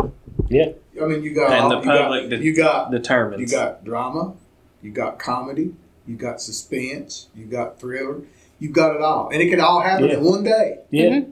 It could happen Absolutely. all that rolled up into one, but it's just like you're just like living in a movie, Yeah. and that movie changes constantly. Yeah. It does, and then you got to turn it all off as soon as you walk through the door, and you got kids, or a wife, or husband, or whatever. Exactly. You know. Yeah. So dealing with let's go back to when he was killed, when Ellis was killed. Was it Ellis? Yeah. Or, Yes. yeah. Daniel. I get him because we went through it. You talked about some of the mental side of that. Did the department handle that? Because this was early when talking about your feelings. 2015. It's changed a lot since Logan died down here. Yeah. So I will say this, man. Even in that time frame, we joked around, and I guess officers deal with stuff in a really odd way. One of the ways that you forget about, the dead child that you just saw, or, the body parts you just picked up off the side of the interstate, or, whatever the case may be, or, the child that you saw that's half starved to death that, you had to get them to social services even though the parent's trying, or whatever the case may be. One of the things that you do to deal with that, and it just kind of happens. It's not like you're born with it, but you develop, dark humor to deal with it. And, it's really one of the coping mechanisms. You'll cut up with other officers and you kind of ignore it. But it was weird, man, because, when Daniel got shot and the department was dealing with that stuff, it was... I had a PTO, I won't mention him by name, super laid-back, chill guy, and he actually told me he was my first phase PTO, and I'll never forget this. I've laughed about it numerous times since, but he looked at me at the end of my PTO phase, and I said, what's going into phase 2? What's something that I can do? And he said, I want you to keep surprising people. And I was like, what do you mean? He said, well, just to be honest with you look like a prick. And I was like, Yeah. Okay, straight up. And he was like, yeah, but once I get to know you, like, you're really a really nice, laid-back, easygoing guy, and you get along really well with the community. And I told him, I was like, through my corrections career and stuff like that, I've learned that it's easier for me to go into a situation with a look on my face like, do not mess with that officer. And then them figure out that I'm a super nice guy. Yeah, you can always take it down. Yeah. Rather than me go in there looking like I'm a big pushover and happen to regain control. Right. So that's, what I did, but, that's getting a little off topic. But with this particular PTO, he was always really laid back and chill. And then we arrested this girl one day and was taking her to jail. And she actually said, I'm glad Daniel got shot, and I hope it happens to you too. And he lost his shit. And he turned around and looked at her, started screaming at her, and told her she needed to shut the F up right now. And I just looked at him, and I was like, dude, look, I know I'm new at this, and I'm feeding off of what you have taught me. She's just trying to get to you. And She's it's worked. pissed off because she's going to jail, and she's trying to bring you down with her. Get a hold of yourself, take a walk. And we just pulled over in the parking lot while I was writing up the citation. He got out and walked around the parking lot. And, it would have been really easy as the new guy to be like, he's the PTO, let him do his thing. But, you have to hold each other accountable and stuff too. Absolutely. But it was really weird walking around that department for the next several months. And, one minute you'd be talking to a dude and he'd be cutting up laughing. And then all of a sudden, depression, anxiety, just rears its ugly head, and Right. An event like that, it brings us, because we all walk around 10 feet tall, bulletproof. That'll never happen to us. You see it on TV. Officers get shot. Officers die. It's a dangerous job. But it's not reality because it hasn't happened to you or to somebody until it does. Yeah. And then it's like, well, that's real. That's not it. So that could have been me at that exactly. call. And it changes your whole thought process. Mm-hmm. Yeah. We lost 2 officers in a year. One with COVID. Yeah. And then Logan was killed by a drunk driver on duty. Yeah. You talk about that phone call. You talk about getting that call. I was chief. And probably the hardest thing I've ever went through. It devastated me. So, yeah. Delivering, death notifications to his father and mother, who was also the assistant chief. Yeah. It's bad enough for regular citizens, let alone somebody that you know so well. Yes. So that trauma, it was crushing. Yeah. To the point where I was sitting in my desk. I was like, I'm going to die right behind here from stress. Yeah. From the heartbreak, from the stress of it, from the, I don't know what to do. I don't know how to go on from here. Yeah. And the absolute best thing, somebody had went to went to one of the classes up there and had some trauma, and they came down, and I sent as many people as I could to talk to her, and I continue to go back, but I can still I don't know if you can't get over it. I don't want to get over it. I just need to cope. Mm-hmm. So those things happen, and it was surreal. It was sickening. I remember throwing up in their yards. Yeah. I don't know. And then the whole time I was talking to her, I was going back to Travis when he died, because I didn't deal with that right. Yeah. So all this pent up stuff, not to mention the things that we go through as individuals, as officers through the years. This is at my 20-year mark when all this has happened. It's all stacked up. And all that stuff came flying out. Yeah. And I'm supposed to be leading this. Yeah. Through this. And luckily, I got it, got that pretty quick. It was after the funeral and stuff like that. And it was just, I was able to lean on some former chiefs and some people that came in and been like, could make the phone call. I don't know who to call and I don't know what to do. And luckily, Eric Johnson with Supporting Heroes, all that, they're great. And they came down and basically helped. And I just remember, we shut down. Our community, our sheriff's office, the Jackson County, all these places came down and provided officers while we shut down for that week. And we get together, do things together, go to counseling class, debrief, stuff like that, just to go through it. Because I learned that lesson. I was a lieutenant when Travis died, and I remembered you learn lessons from that. Sadly, you hate to have to go through it in the same year. But I was like, this one's a murder. It was a drunk, and I was like, we can't function. We can't. This was our friend, our brother, so we shut down. The mayor blessed it and was like, hey, whatever you need to do. And I remember after the funeral, I was like, so how do we start back? How do you start this back without? And it was terrible trying to go in. And I knew, I was like, we're wrong. Something's wrong. So until we got the grieving process and through some counseling things, we were never going to be okay.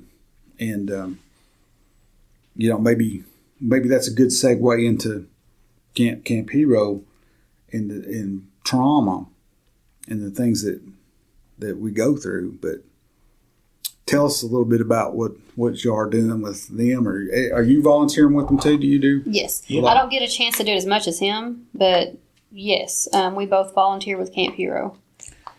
So, again, man, I've touched base on it a few times, during this, and I'm going to touch base on it again. God works in some really funny ways.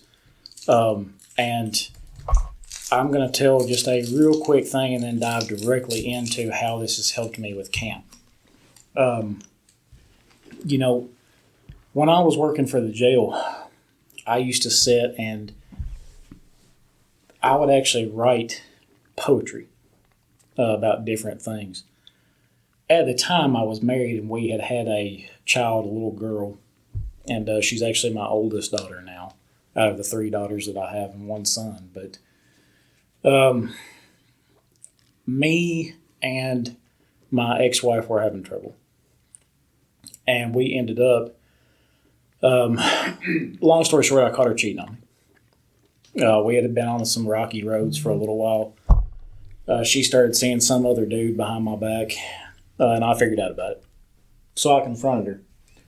She admitted to it, and, a couple of arguments and stuff ensued. Things got really rough for a little while, and through all this arguing and, going back and forth with stuff like that, I got really depressed. And I actually wrote a poem that said, "It seems your love has left its mark, and now I sit here alone in the dark, thinking to myself, should I end it all, or shall I just continue to fall?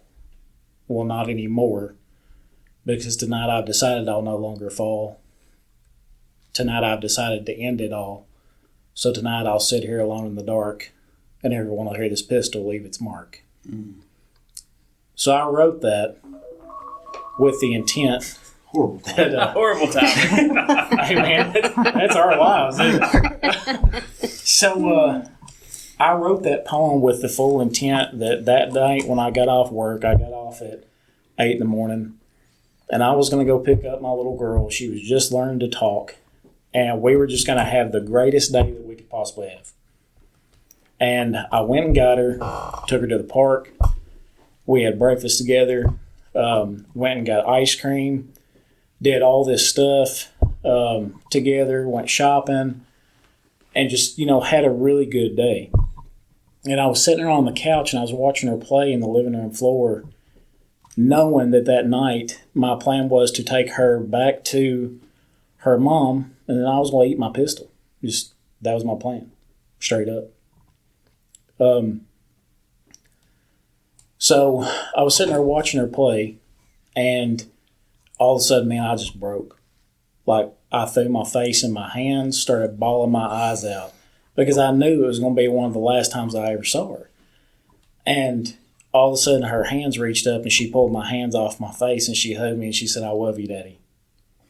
And I knew then, I was like, I can't do this. Like, I can't leave something this good to face this hell that we call life on her own. I can't do that.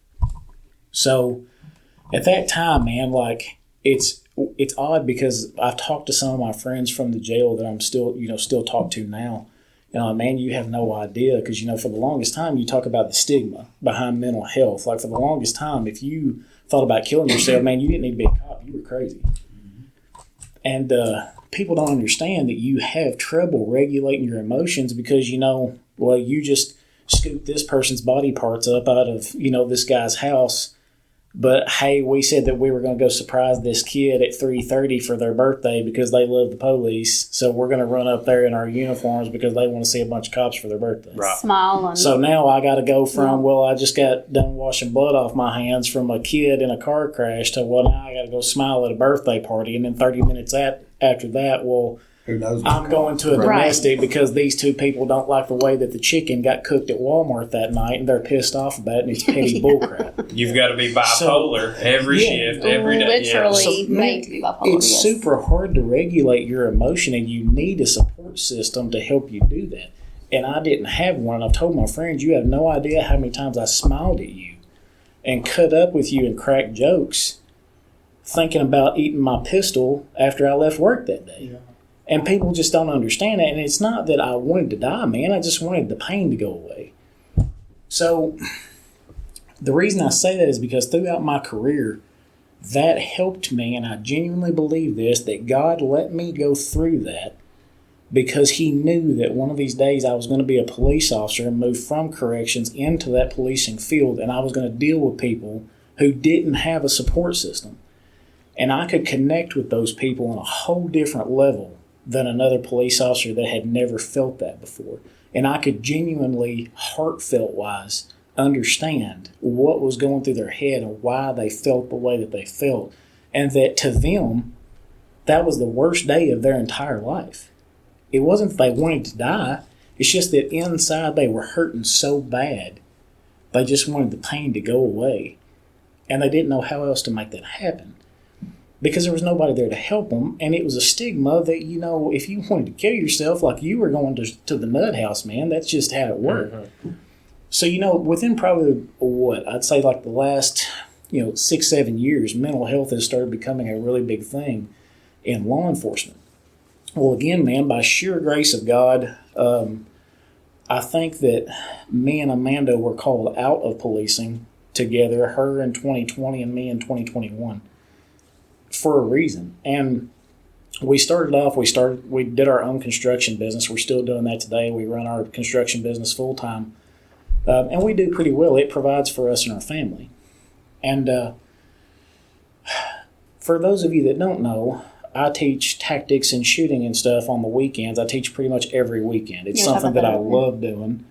I own VOA Tactical, stands for Violence of Action. And I teach civilians and military and police personnel. I train them to, do CQT and shooting and stuff and do it well.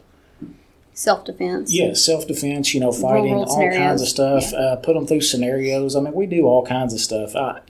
Not to brag or anything, but I have a fairly good background. I'm a trained sniper through Norse's Academy. I'm a breacher. I'm a less lethal chemical munitions instructor. I have knife work under my belt. I'm a combat coordinator. I mean, I have all kinds of crap that basically means nothing, but it sounds good on paper anyway. It's still pretty ninja to me, man. Yeah. But, I've got all this stuff that I know how to teach, and I love, and I love passing it on to others. And, I've sent guys out of my classes, and they've become, shooters that people don't even like going to these competitions and stuff with them, because if they show up and they see a couple of my guys, they're like, we're going to lose. Yeah. So, we've been pretty successful with that. And that's how you met Rocco, isn't it? And that's how I met Rocco. So one of my students, this big Italian goober that I've got that's a student, he's an awesome guy. He just, again, God working, looks at me one day and he's like, hey, I want you to meet this guy at the 511 Tactical store that just opened up in Lexington. His name's Jonathan. He's like, he's a former Marine, and he really wants to talk to you, and I think it would be good to get your company and 511 in collaboration with each other. So I'm like, yeah, dude, let's meet up. So I called Jonathan, super cool over the phone, set up a time to meet with him. Well, I get there, and, this guy is nothing like what I expected. Jonathan has, super long, wavy black hair. He looks like he's in of the military. Yeah, he looks like he's of Muslim descent. Darker skin. But this guy is the epitome of the chilled out dude. So I start talking with Jonathan, and we're cutting up and telling stories, and he's showing me some of the coins and stuff that he's got in his coin box and his patch box there at the store, and he's telling me, hey, man, I'd love to work with you and all this other stuff. And he's like, well, by the way, I got this guy named Rocco that I want you to meet up with. And I'm like, oh, okay, cool. So, now I met Max out of the blue. Yeah. Because he just showed up one day at class that he had heard of me. And then he meets me up with Jonathan out of the blue. Well, now I'm going to meet this guy. And he's like, yeah, the dude owns Camp Hero. And I'm like, well, what's Camp Hero? And he's like, well, it's basically a thing for mental health. And, as soon as he said it, I'm like, whoa. Yeah. I've heard of that. Yeah, we don't do that. Yeah. So I ain't crazy. And he's like, look, man, it's not your typical, go in and hug and cry and, it's not your touchy-feely stuff. It's we all get together as former military guys or, current, retired, whatever, military first responders, and we just hang out. And I'm like, okay, I could give this a chance. So I set up a time to go meet with Rocco. Well, I'm like, okay, this guy owns this nonprofit, business that's supposed to be for mental health. Like, he's going to show up in, nice clothes and he's going to be a clean cut guy. He's supposed to be a businessman, right? Yeah. This dude shows up and he's in a Dodge Ram 4-door that's wrapped in urban camo. You cannot miss this truck. It's wrapped in urban camo, says Camp Hero in huge letters on the side, and it's sitting on 40s. This truck is monstrous. It looks like a tank rolling down the road. And I'm like, who the hell is this guy? So then Rocco jumps out, and he's this bald, just like absolute monster of a dude. He's got like 20-inch arms, and he's tatted all over. Cut off shirt, ball shorts, and tennis shoes. And I'm like, hats turned around backwards. I'm like, Had you dressed up for this? And I was like, this ain't like, yeah, dude, I was wearing a polo and khaki pants. Which I just dressed up for Yeah. polo and I was khaki I was pants tagged and dressed up, like in service dressed up. I had my clean boots on. So, I guess you have a flashback. Yeah. Like somebody I pulled over. yeah. So this dude jumps out and he's like, I almost shot a crackhead up the road. And I'm like, okay, well, that's a hell of a way to open up first conversation. He's like, man, the dude was on my property, and he's talking to me and Jonathan. And Jonathan just starts laughing. He's like, Rocco, you get into some of the goofiest stuff. And I had passed the dude he was talking about on the way in. And I was like, man, that guy on the four-wheeler looks like a daggone crackhead. I mean, like you hate the stereotype, but you know what I'm talking about. Yeah. Mm-hmm. Yeah. And Rocco was like, yeah. He said, when I got up here, he was on our daggone property. And I was like, can I help you? And he goes, no, what I'm doing is none of your business. And Rocco's like, the hell, it ain't my business. You're on my property. So he said the guy got smart with him and started digging into the rack, the console of the four-wheeler. He was like, dude, look, I don't know what you're reaching for, but you need to stop because I got a gun in this truck. And like, I'm not going to play with you. You need to stop reaching for whatever you're reaching for and get your ass off my property. So he's telling us this story. And of course, we're doing the whole, policing thing, laughing. Yeah. Well, me and Rocco sit and we talk, and I mean, dude, it's like talking with Rocco is like talking to a brother you didn't know you had. As soon as he hopped out of the truck, he starts talking about this, and mid-sentence, the dude just walks up and gives me a hug. And I mean, you feel like you're being hugged by a bear because he's just so big. Yeah. And you're like, man, like, I don't even know this guy, and he's hugging me. This is kind of giving me some weird vibes. You just don't know how to take it. And I was like, you started being so standoffish. Yeah, and I'm like, man, like, what is this? So we sat and we talked for, probably the next hour and a half or so, and he cuts up and all this other stuff. Well, then, next thing I know, and I'm not going to get too big into this because it's some stuff that's still coming down the pipe, but, Rocco offers me a job. And it's something that's an absolute dream to me, that it's going to let me do my tactical stuff 40 hours a week and teach people, which is what I love doing anyway. So, during this time frame of dealing with Rocco, I've learned a lot about camp. And the biggest thing that we do at camp, and kind of the slogan is, it's heroes helping heroes heal. And what we do is we do that through the outdoors. So we get together as a group and we just kind of like, we hang out, and it's like-minded people that are just together, and we will go fishing or we'll go out and do hunts. He sends people all over the world for these hunts to go hunt for gators, wild boar, That's awesome. whitetail elk. We sent hunts. turkey hunts. Like, we do all kinds of stuff, man. Fly fishing. Yeah, and we do all this stuff, and this foundation, Camp Hero, they pay for these veterans and these first responders to go do this stuff, and it's 100% free to them. That's awesome. So they pay for their travel, they pay for their tickets, they pay for their lodging, they pay for their food. They even paid to have the deer and stuff that were killed, the elk that were killed by the 3 guys we sent last year, processed and brought back. Mm-hmm. So, I mean, like, it's just a really amazing thing. And then we partner with all these other entities like Nature Alliance that's taught by Craig Caudill. And Craig is a world-renowned survival instructor. He's taught SEER before to Special Forces guys. I mean, all kinds of stuff. And Craig is like, he's the dude you want to know if the world goes to crap. Like, he can walk around your yard and make you a salad. He's got our awesome. he's got our kids making salads from the yard. All these leaves that are edible. Yeah, he knows. I'd like to meet him. Oh, yeah. Yeah. How do you make ranch dressing out there? You don't. No, funnily enough, though, he's like, I mean, you're not going to find ranch dressing, but if you want to go over to, what's it called, Rosebud Tree, he's like, if you take the little pink berries and stuff off of the redbud. He's like, if you take red buds off of the redbud tree and sprinkle them in the salad, it actually sweetens your salad up, and you don't really need ranch dressing. It And I was actually like, does. okay. So we did it, and the kids will eat it. Like, they love it. Wow. But he knows all these things and knows how to track animals, track people, and we team up with him, and he teaches these survival courses to these guys 100% free. And, we partner with him. We also help out with at-risk youth. So, like, some of the things that we've done is we've teamed up with some of the places in Lexington that have these kids that, are less fortunate or grown up in Section 8 and things like that. And basically, like, we'll bring them out, and, they've either been in trouble or they've got a bad family at home or this, that, and the other. And we'll take them fishing. We'll teach them how to fish because they've never done it before. They've never had the opportunity. So we'll take them fishing and just have a good time with them, spend one-on-one time with them, listening to their story, telling them parts of our story that, you can tell to a 10 or 11-year-old. Right. And, just try to connect with them and show them that there is places out there that even though you've had a hard life, you can go to and they can help with your life and make things better.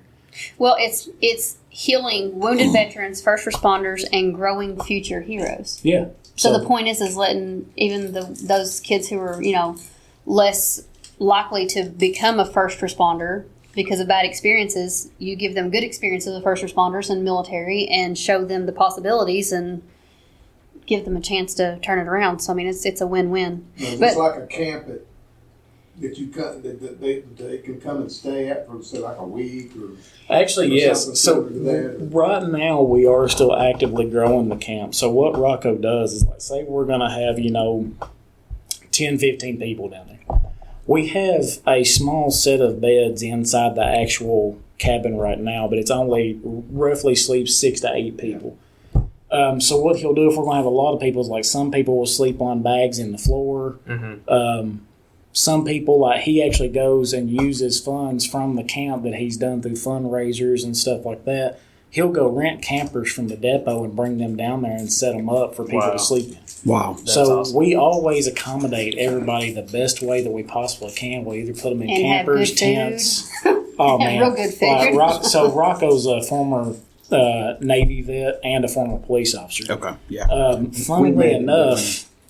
I went to a class down in Corbin that he came and kind of was speaking on it. Yeah. And I was like, wow. And then you kind of, things happen. Now I'm like, I got to get involved. I'm fired up about it, and I got more time now. So I'm like, hey, maybe this is something I need to really look at. Yeah, and for any of the listeners too, they're all volunteer, 501c3 nonprofit. You can look up more information at campheroky.org. There is a Camp Hero Arizona now also. That's pretty new. Yeah, we actually So, I just mean, if you're opened from that across up the about country. a month ago. Wow. Yeah, so Awesome. Camp Hero is growing pretty quickly, but there's actually a benefit for the Brave coming up Saturday, August 9th this year at the Campbell House in Lexington off South Broadway. That's from 7 to 11 p.m. And then I think tickets for that, are there still tickets available for that? There's still tickets available. They're around $100 a person, but I will say this. You're not going to find a better thing to do that night. It's just a bunch of really good people that get together, they cut up, they have fun. There's a silent auction where you can bid on stuff. And I mean, guys, like, it's not just, okay, well, these are a bunch of military and law enforcement people, so it's a bunch of tactical crap. Like, there's tactical stuff. There's guitars signed by famous people. There's paintings. There's vacations. There's giveaways. There's guns. I mean, knives, cups, anything you can think of, they auction off at this place and give stuff away. That's awesome. And they offer some of the best food that you'll ever eat, and it all comes with your ticket price. And then also, I'm not a drinker. Some of these guys are, but it's an open bar. So, I mean, like, you're not going to find a better group of people to chill out and hang out with and just have a good time. And you're helping out a lot of people that could really use it. And the live auction is a lot of fun. I have it posted on my Facebook page. And I think Eddie Vedder, Axl Rose, I can't even remember all of them. Well, there was a bunch of them. There were several that signed. Ozzy Osbourne signed the guitar. They're going to be auctioning it off up there. That'll go away, yeah. And that was all before Ozzy passed away. So it's like, man. So, we've got that guitar. We've got custom paintings. I mean, just all kinds of stuff that's going to be at this auction and this giveaway. And like I said, everything that we get from it helps to fund the next year's worth of events that we host and partner with all these people to help these guys and these girls that have been through, all these crises and stuff, and let them know that, number one, you're not alone. You're not by yourself. A lot of people have been through what you've been through, and they understand how you feel. And we give them an open opportunity to just sit and talk. Like, one of the first true, honest times that I had ever really broken down and told somebody my story of nearly committing suicide and the poem that I wrote and how I felt was at camp and with other guys. And it wasn't, just one of those things like, oh, well, let's all sit down and talk about our feelings. We were all just sitting around BSing and the playing topic come up. or whatever. And we were having a good day, and then all of a sudden the topic come up, and it was like, hey, why do I feel comfortable actually talking with these people about this? But I did. Well, that's what kind of this podcast has done for us and some of the guys. It's like, it's gave us opportunity to get things off our chest and kind of talk. It's amazing. And it's weird. I mean, like you said in the beginning, it's weird to push that record button at first and you're kind of nervous, but then it's like the more you do it and the more you get into it, it's like comfortable. It's like just talking to, it's like, I mean, we're broadcasting this to anybody that wants to listen. However, the therapy, it's like, it's one of these, it's like, we're all, I'm a Christian, I love Jesus, and we're in this, but being open about your faith or being open about the struggles that you go to, it's funny how you can do that to everybody now. And I had to go through that. I wouldn't have shared a lot of this info. I didn't want my wife to know some of this stuff from my kids or my mom and dad. So you feel like you're burdening people whenever you talk about it. Yeah. But when you get that off your chest to them, it opens up to where you're okay to share it with us and the listeners that we have. And that's growth, and that shows that, hey, it's okay to be we're injured. We've had things that's happened to us. Now, God, like he said, God works in mysterious ways. This right here is the cabin at Camp Hero. Like, it's a little sketch of it. My great grandfather actually was born in that cabin. Oh, I didn't know it until my mama was like, "Oh, I know of Camp Hero. Your grandfather was born." Coming full circle. Full circle. Yeah, that's awesome. So, but me and him have been able to talk to each other. I know I had told you all before we ever even started this. People think that suicide or suicidal ideation is planned or is wanted, but you don't ever hear of impulsive suicide. Like, most people think that's not a thing. You knew what you were doing. Why would you do that? Why would you attempt suicide? Leave your family behind. But what people don't realize is that people can either attempt suicide or have suicidal ideation and not even feel like they're suicidal. And a quick story of something that happened to me that I was lucky enough to be able to come home and tell him about it. because I was too afraid to tell my department. That's why this is very relevant to Camp Hero. You know, if you're going through things, you don't want to tell certain people because you're afraid they'll put you on leave and take your weapon. But something that happened to me is I was put on Depakote for migraines. It's a anti-seizure medication, and the doctor told me and told him, you may start to have suicidal ideation. And I pushed it right in the back of my mind, and whatever, that's not going to happen to me. And I remember going on a call very specifically. It kind of started building up. I started thinking, man, I've got this gun on my side. It's real easy to just pull it out and just, how easy is it to pull the trigger? Well, that's a stupid thought. Why would anybody ever do that? I'm not suicidal, and I didn't want to kill myself. We had our third baby at home, and she, you know, I mean, I honestly, genuinely was in a good spot in my life. Didn't have anything going on negative, had nothing that would cause me to not want to be here. And little thoughts like that would pop up, and I think every officer thinks that at some point on how close you are to a trigger of your weapon at all points, like what happens if you accidentally pull the trigger or whatever. All these silly things go through your head. But I started thinking things like that, and I pushed it off and pushed it off and pushed it off. This is over like a 3-day span. And I will never forget, I went to a call. It was a motorist assist off of exit 77 going northbound. And I pulled up behind what turned out to be a state trooper. He was a retired state trooper. He was in a red Mustang. Again, all the details, I'll never forget it. Got out, he had a flat tire. He's like, hey, can you just take me back to my house and I'll get my tools and bring me back and I'll fix it before the tow truck will get here. That's a win-win for any officer. If I can get this done within 15 minutes and go home, sweet.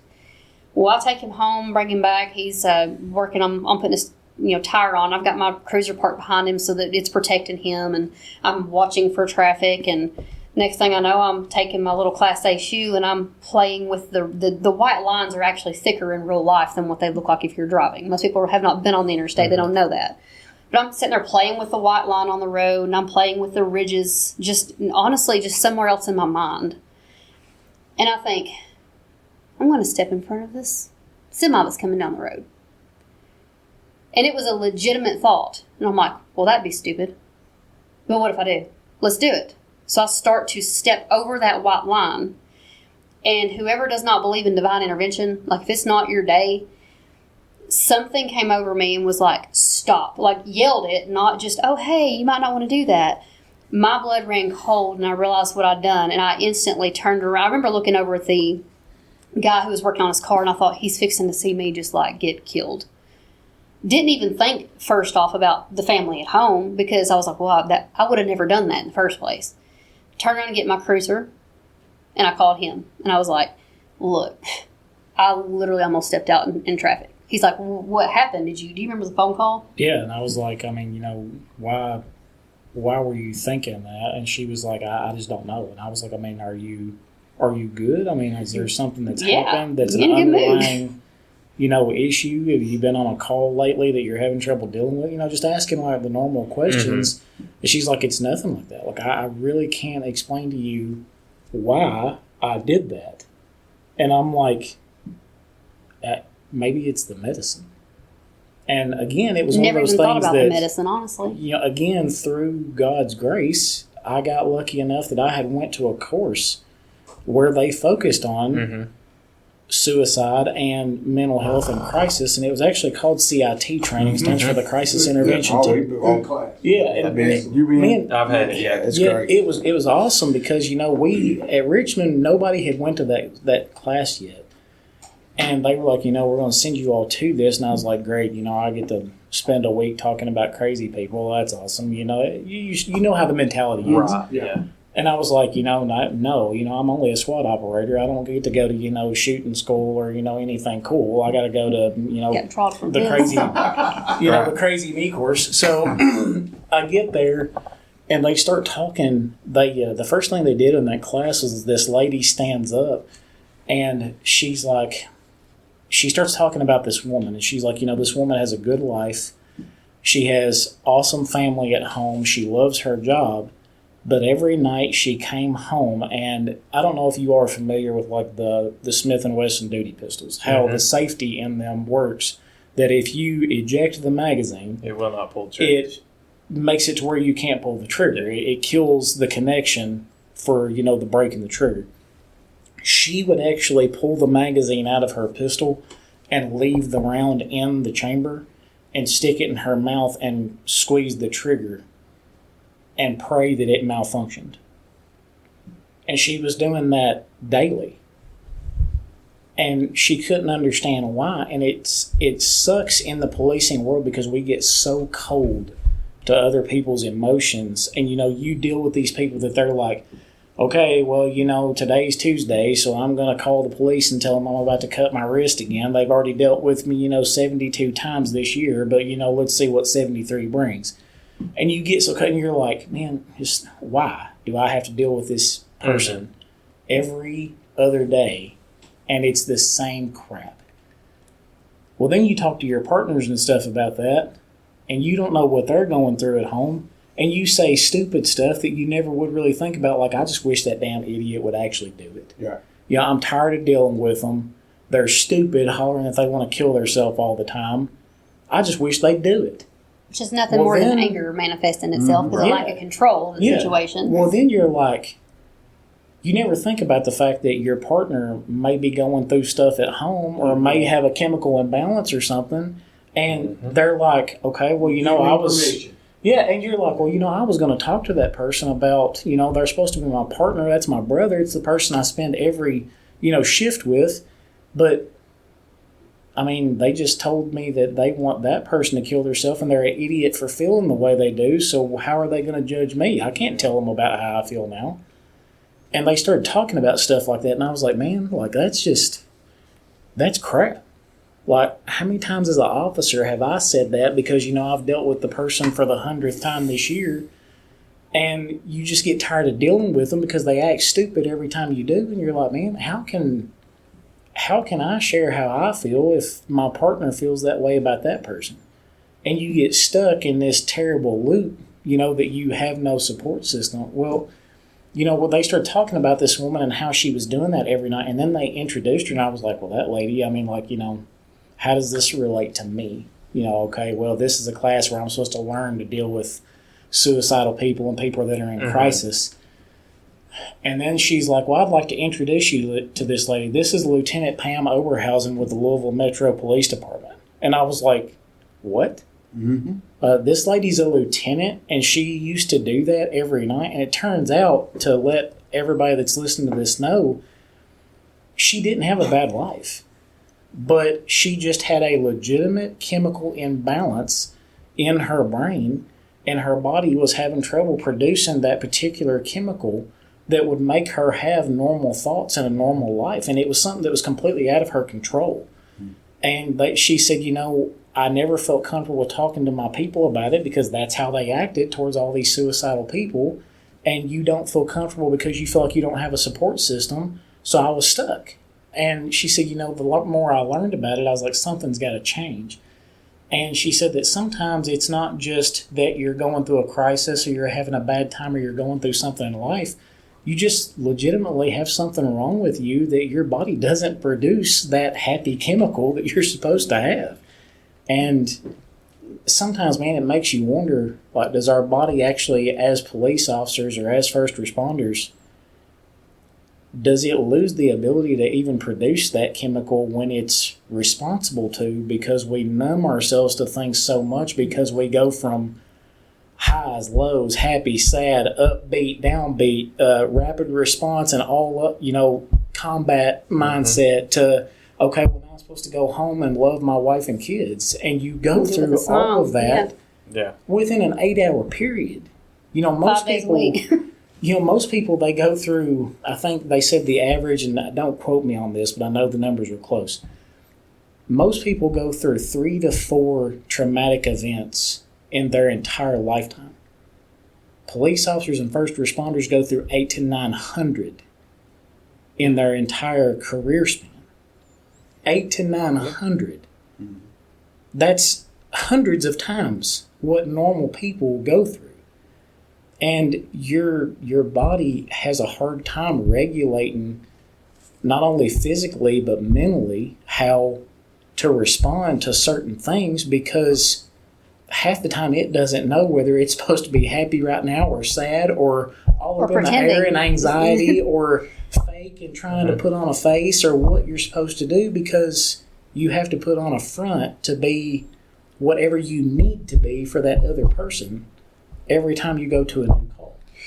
And that brings me to a point, 800 to 900 in a career, but what, 200 for an officer who's an officer for 5 years, roughly? I mean, if you were to break it down, easily. roughly.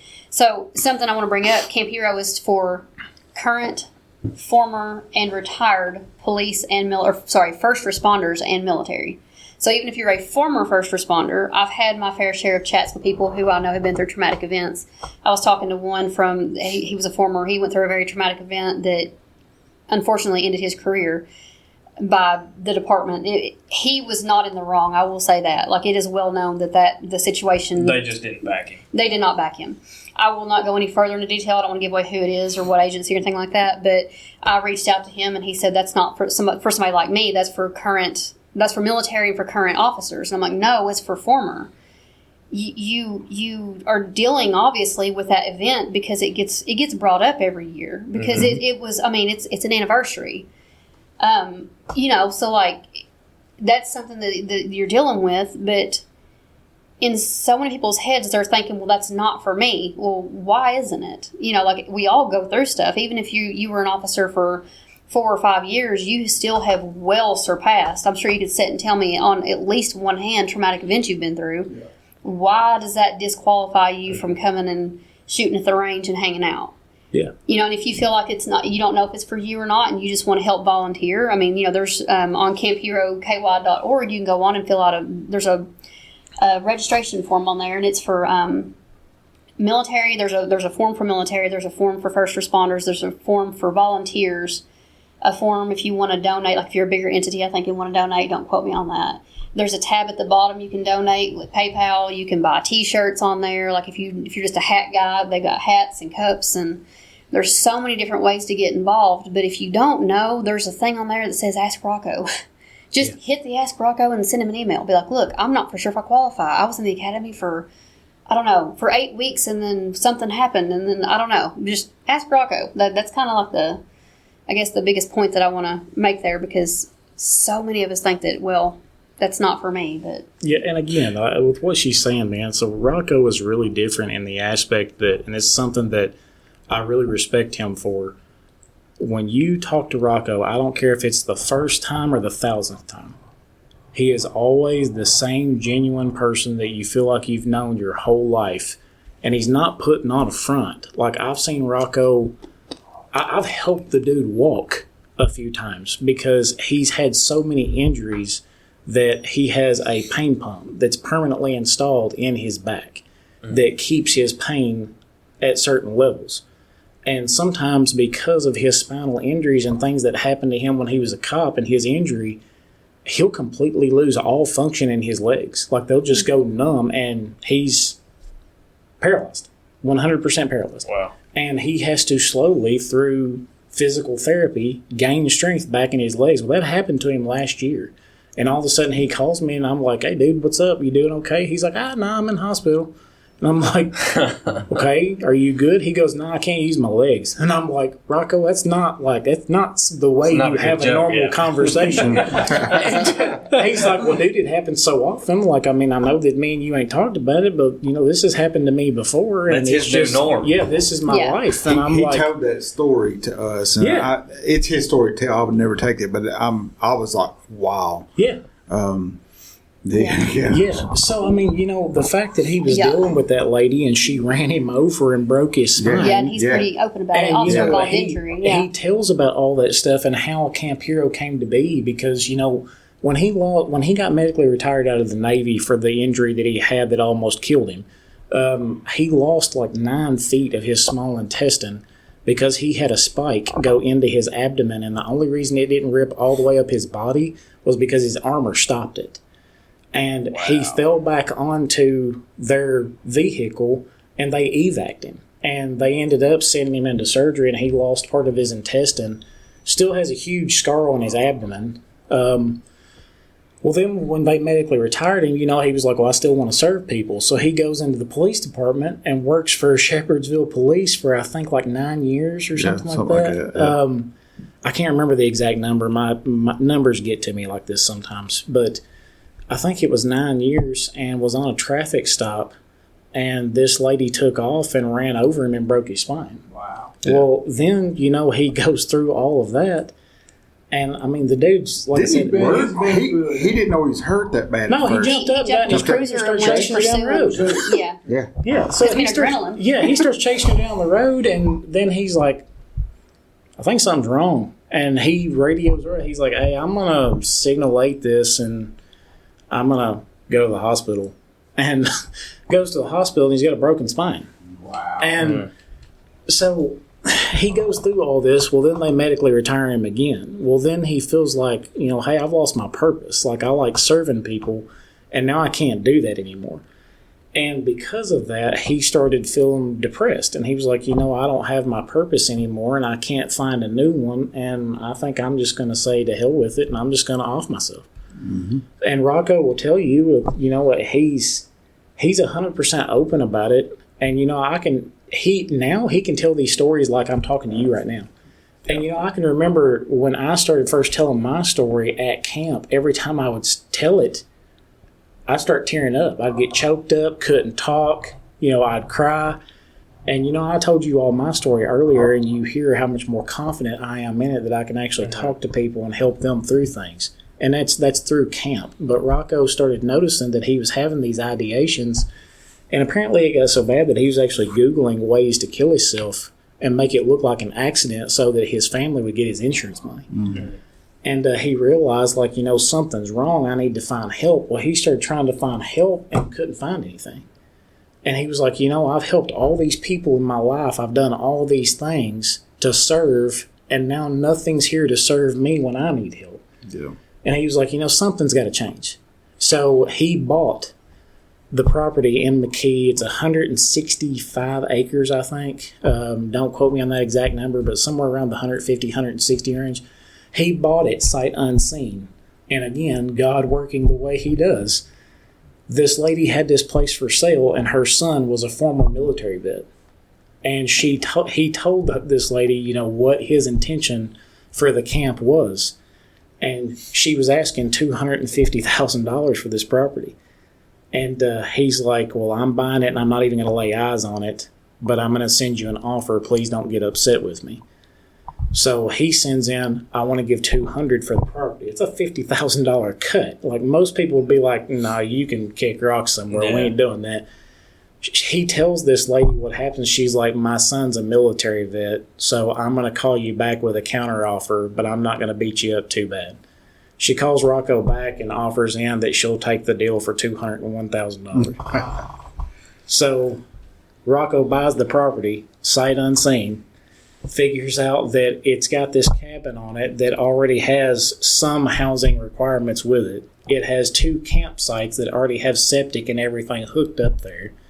It has multiple caves on the property to go explore, one of which is a bat sanctuary. Mm-hmm. It's got natural springs on it, and it's got this place down at the creek that, man, I mean, when you go there, it's almost like you're... It's almost like God put it there it's like you're not even on Earth anymore because it's so peaceful down there. Mm. Everything else just fades away for a while, and you can truly be at peace. And, it's, the tattoo I've got on my arm, the whole warrior in the garden concept.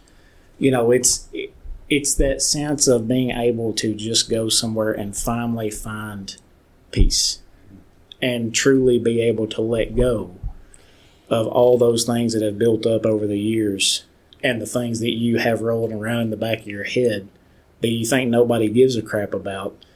And then you meet a bunch of other dudes that you realize they've been there, they know what you're going through, and they actually give a crap. And that's what Rocco's whole mission is other heroes helping other heroes heal.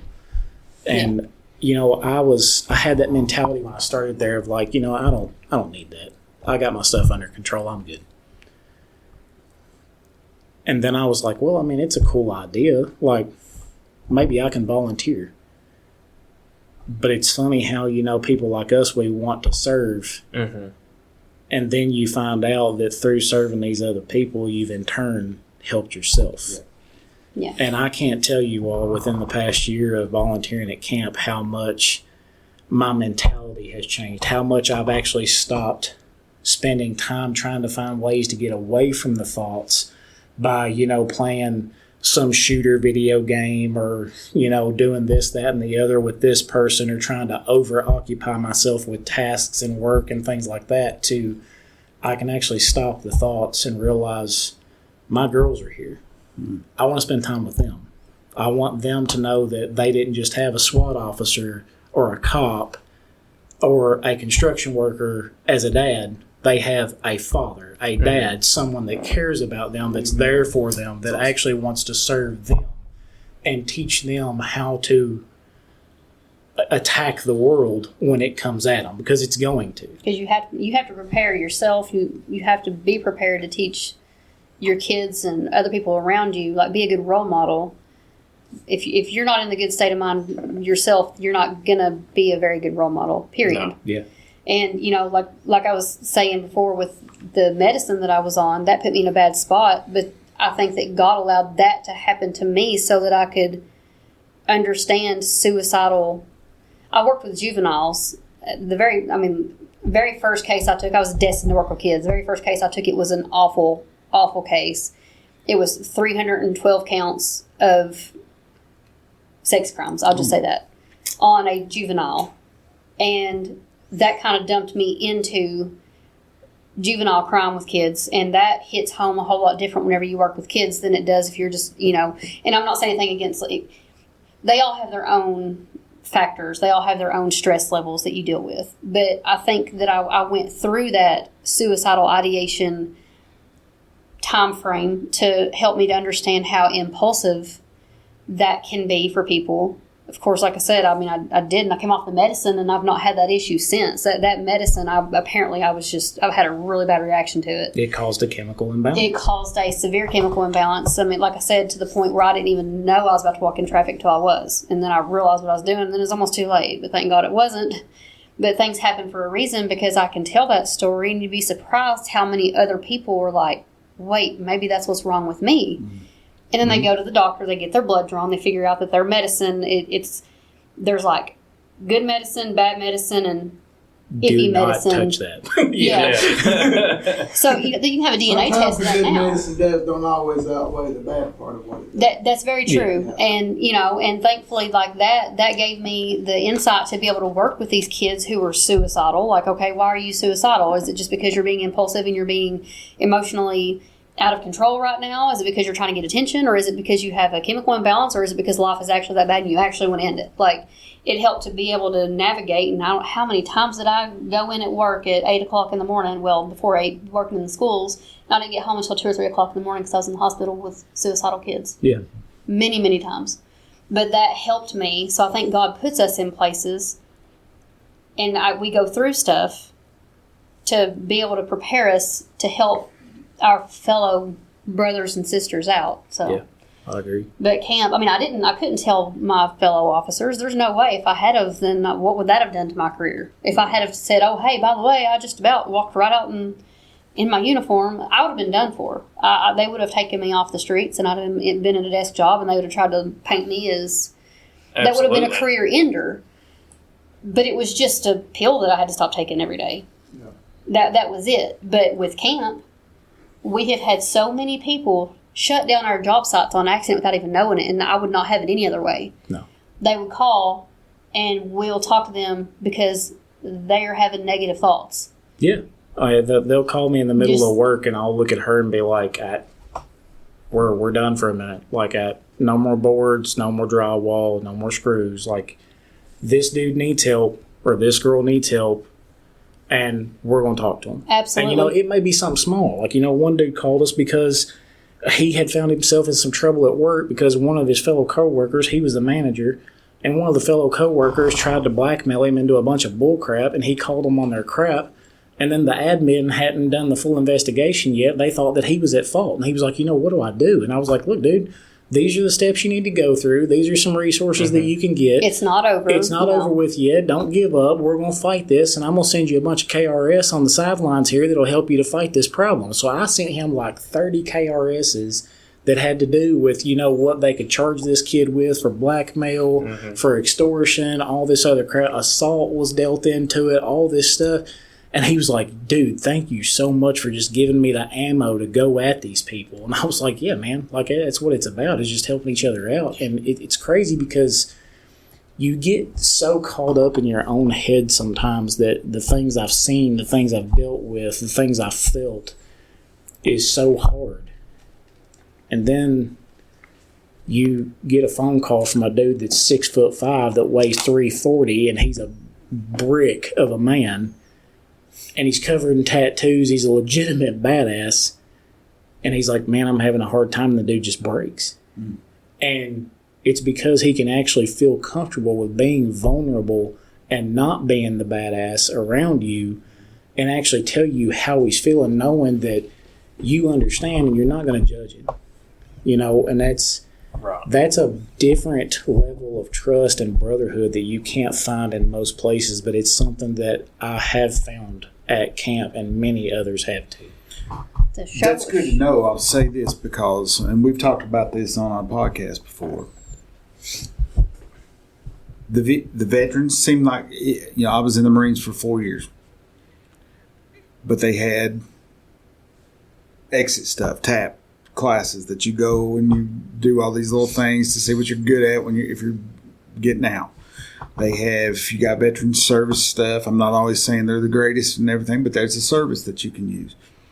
The VA and things. Housing loans and things like that they provide these 4-year guys like me, that's opportunities for when you transition out. 20-year cops, 5-year cops, Nothing. There is no transition. Nothing. You go into it, you've lived this life, you've done these things, you've seen these things, you've served, you've deployed. I've deployed with the National Guard during at the beginning of not after 9/11. All this build up, all this training. You go, you come back, you do your debriefs, you do your final medical, you go back, then you have drill or whatever. This was when I was in the Guard. But it was a long deployment. You were gone, you come back, you process out, do your after action stuff like that, clean your vehicle, all that stuff. There comes a point, Doug and I both know, you spend this much time, you retire, and then you're like, now I'm supposed to be a civilian again. Yeah. How do you train? There's certain things you cannot turn off. It's a horrible transition. Mm-hmm. And they 4 year, because you've seen stuff as 4 and 5 years. You see stuff at 10 years, and then you've seen things at 20, 25. I don't know how many years you did. It's 100. 27 years. And you're just not prepared mentally to call it quits all the time. Yeah. I mean, there's a time, and I'm nearing that time. I'm still, I'm back doing SRO work, but I don't feel like it's a transition now, and I'm getting closer to that. Like, okay, I'm ready. I'm still going to work. I'm still going to do things like that, but you can't go work a 9 to 5 though. Not a regular one. I can't. Not with I've the tried. loop. And it messes with you because military first responders, you're so used to up and down, up and down, up and down, and nothing ever stays the same. That if you go to a 9 to 5, you'd pull your hair out and probably be in the mental hospital for real within 3 weeks. But it sounds like camp is a way to transition to, and have like-minded. Yeah, that you can folks that you can talk to and get when you're have that support and somebody to call. Yeah. And talk to. Yeah. And We've had people from, correct me if I'm wrong, was it Chicago PD from a little while back that was down there? Yeah. There's badges inside the cabin from All everyone over the who's country. been, and they're literally from all over the country. Like you think, oh well, it's all over Kentucky. It's not. Like we've met some really really cool people. Steve, how does the outreach as far as that goes? How does that process work as far as getting that word out? Is it just like doing a podcast, or how do you all do that? So we have all kinds of things, man. I will say that Rocco does a phenomenal job. The man is, on top of him being, kind of like the big brother to everybody, Rocco is an absolute workhorse when it comes to this particular mission that he has. He has a vision. Not only the fact that Rocco, has probably 50 other missions that he's constantly chasing, but he still finds time to go, like right now we're raffling off a Harley Davidson motorcycle that we got from Harley, and he's using that and doing podcasts with them for Camp Hero to do outreach. He was just on Fox 56 News. We deal with church groups, less fortunate kids and things like that we do outreach with. Word of mouth through first responders. Word of mouth through other first responders. Big thing, the word of mouth. Yes. I cannot stress enough how important it is for other first responders to hear these messages and to listen to these podcasts and talk to other people that have been to camp about their experience. Because we've had guys come out there that's just like, I'm not even going to talk to anyone there. I don't want anything to do with this place. I'm going because my wife has told me she's going to divorce me if I don't go. And then the next thing you know, like, this dude is cutting up and cracking jokes and telling stories. And he's like, man, why does this place feel so much like home? Well, And it's weird because even last night, and I could show it to you on my phone. I messaged Rocco last night. Now, I've been with camp for over a year. I messaged Rocco last night because I was talking to my daughter, Adeline, and we were talking about camp. And she's 8. And she looks at me and she goes, are we going to go to camp soon? I was like, yeah, we can go to camp. She's like, I love Camp Hero. She's like, it's just, I feel safe there. And she kind of paused and she goes, it just really feels like home. Mm-hmm. So I sent Rocco the conversation that me and her had. And I was like, thanks for that, dude. Like, even my kids feel like camp is home to them. And, Rocco does an amazing job at reaching out to not just the guys that need help, but he's open to them bringing their families, their kids, their wives, their friends. Bring your people with you to help you heal and to help them learn to heal with you. Mm-hmm. Because a lot of people don't understand that it's not just your fight. I'm fighting these demons at home.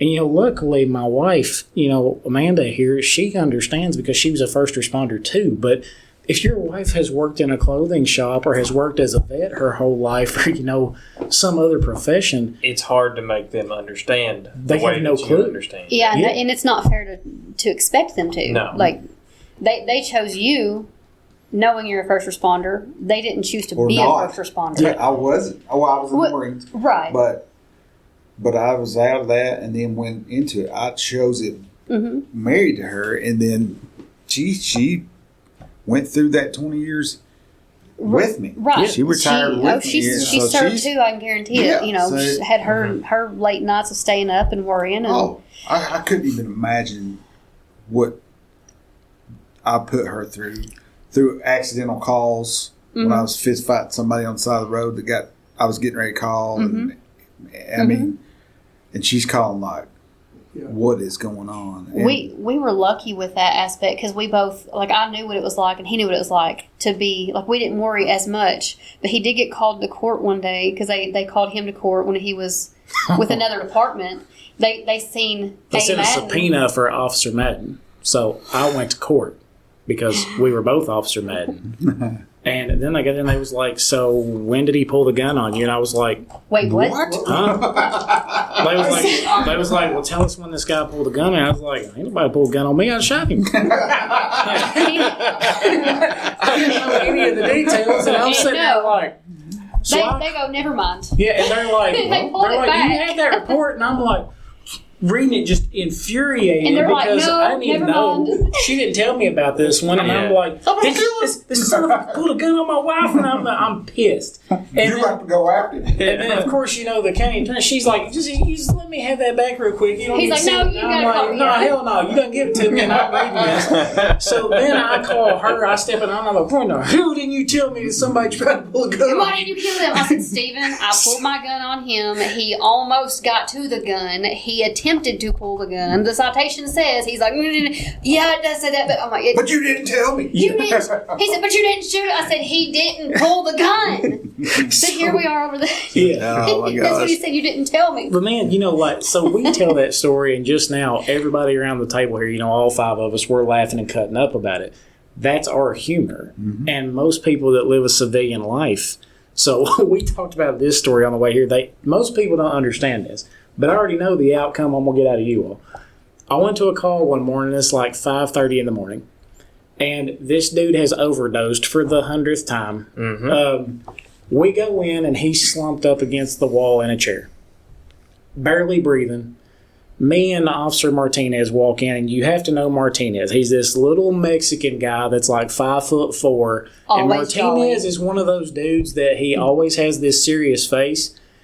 But if you'll actually pay attention and listen to him, he cracks one-liners constantly and flies them under the radar. So if you'll actually listen to him, I love It's like it. an he'll keep underlying you jolly. giggling all day long.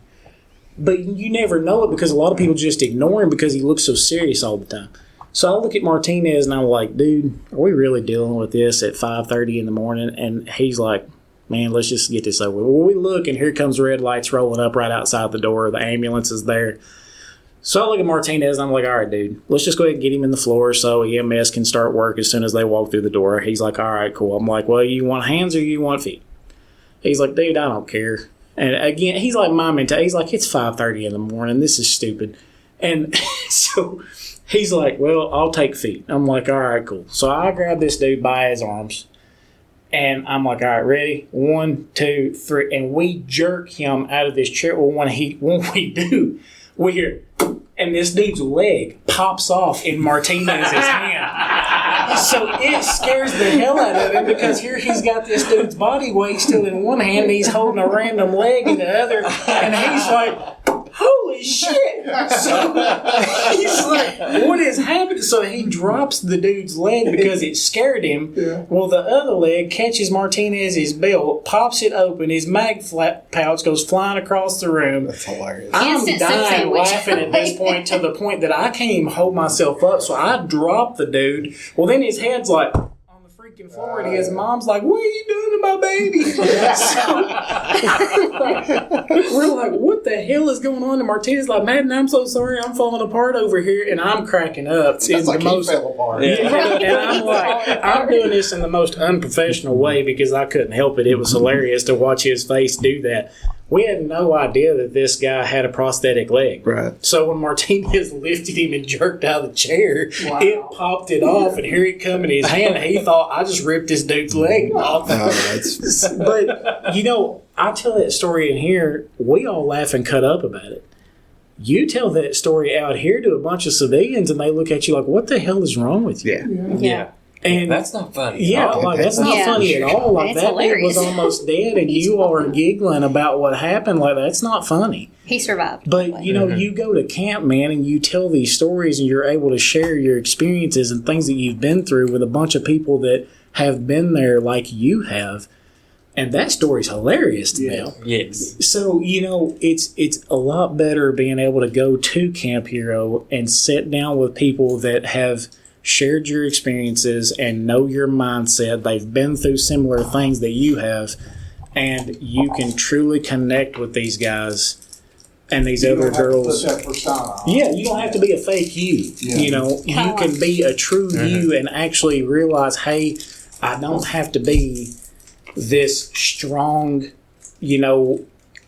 person that can't be harmed. I can actually be a human being and be vulnerable and ask for help. Yeah. And that's something that's hard for people like us, is to actually stop and ask for help. Yeah. But you can do that there. Speaking of vulnerable, one last story. You got the hand on the. No, she told me shut up. One last story. We'll call the guy P. The mannequin story. Yeah, so again, people just don't understand the highs and lows and the ups and downs and things. And right before I made ERU, I went, and another guy that I had been patrolling with, he came from Tennessee at a department. I'm just going to call him P. Me and P get a call that there's an open door at this house, and we get there and a realtor is waiting on us. he's already made the team.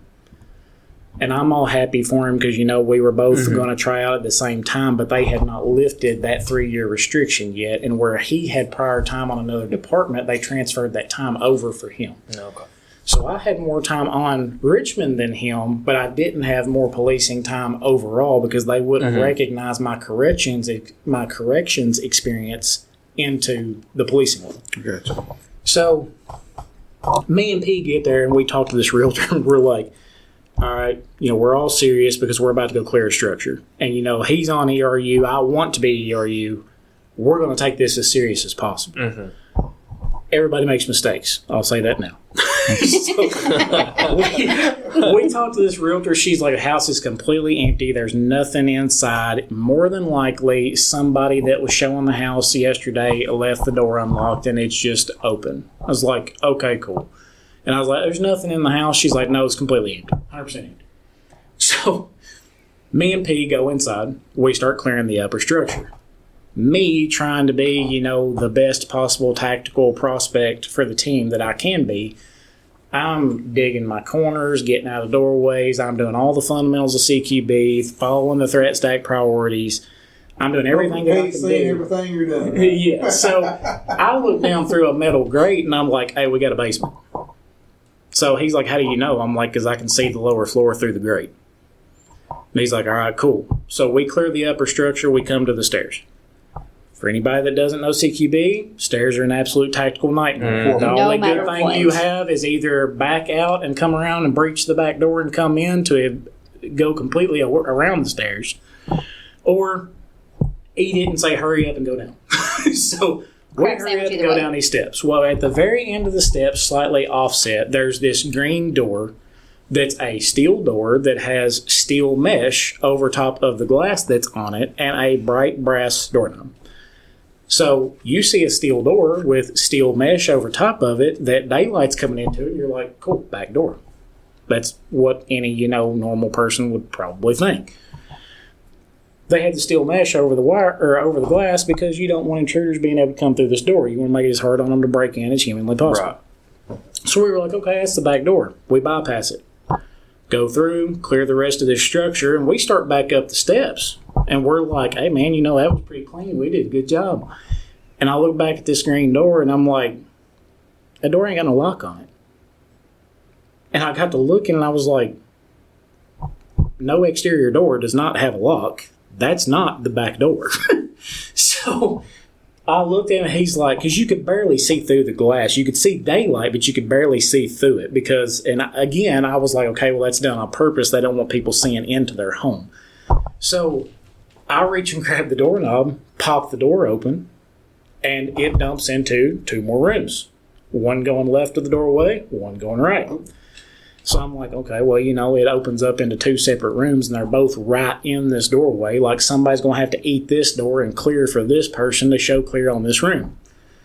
So I look at P, and I'm like, you want left or you want right? He's like, well, I'll plate the door, I'll eat it. And I'm like, all right, cool. So we stack up.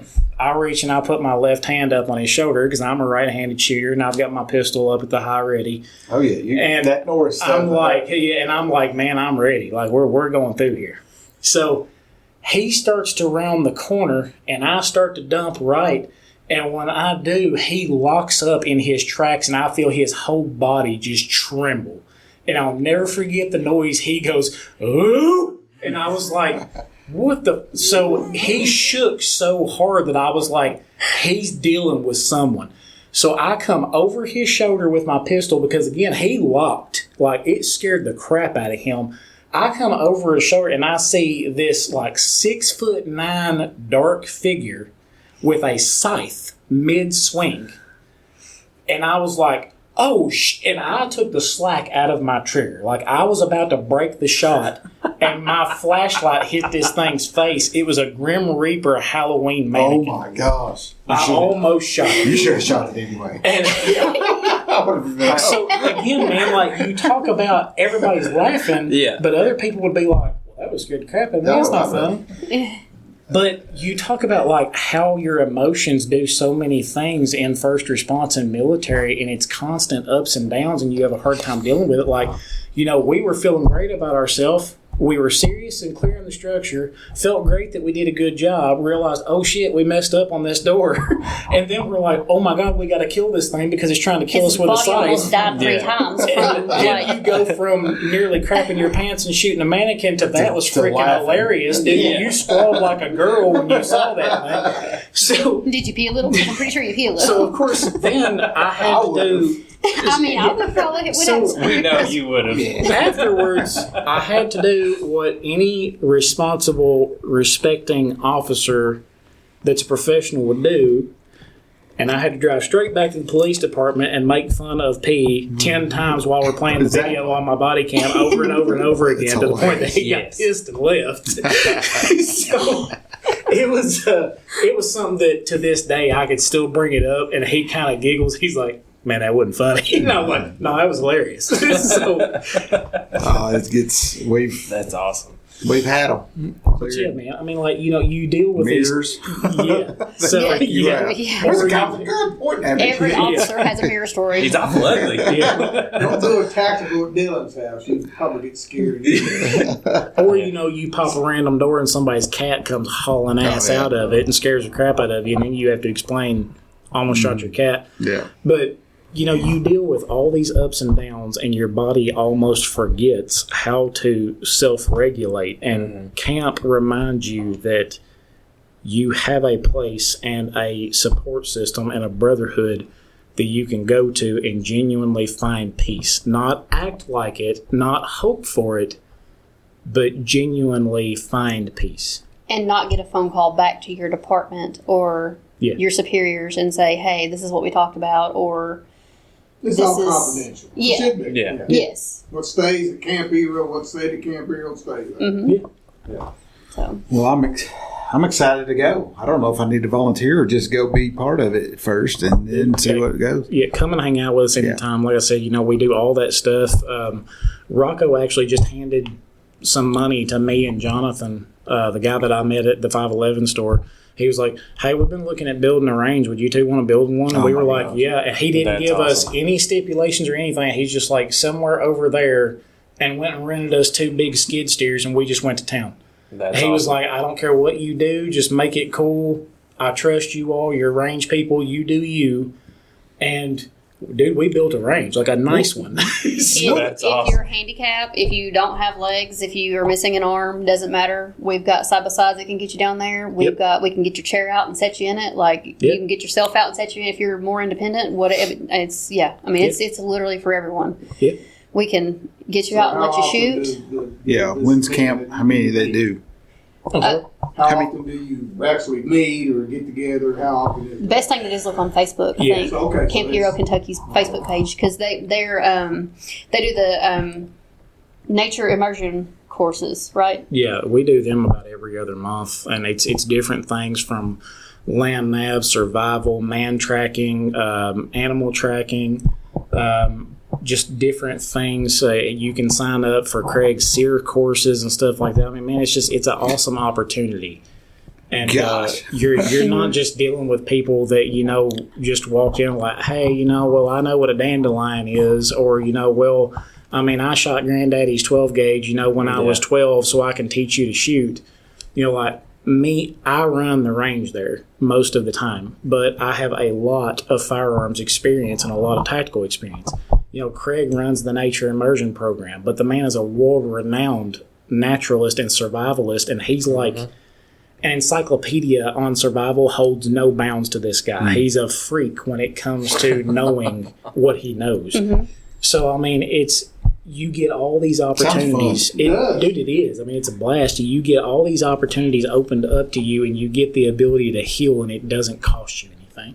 That's awesome. And even if you call Rocco and you're like, hey, I know we don't have anything going on at camp today, but dude, I'm just kind of pent up. Like, can I just go chill at camp? He's like, yeah, sure. Here's the codes to everything. Go get the side by side, ride around for a while, take it down to the creek, chill out, BS, clear your mind, and stay as long as you want. There's food in the fridge, there's water in the fridge. You're welcome to anything. You can sleep there. Like, there's been dudes show up and stay for 3, 4, 5 days just to get crap off their mind. And Rocco's never like, well, you owe the energy bill or you have to pay for the food you use. He's just like, hey, do me a favor, let me know what we need down there. If we need some water, I'll bring you some. Like, if you need donate food, I'll bring you some. You hear of these nonprofits that you donate to, and you find out that they're actually profiting out the rear end off of it. That is not we can honestly say that is not the case with this. I have seen, whenever he's talking about Rocco giving money for the range, turn right around and, we had how many people go down there and shoot? Like, it opened up the door for a new form of therapy for people, and it was, pennies on the dollar for what you would have gotten it for anywhere else.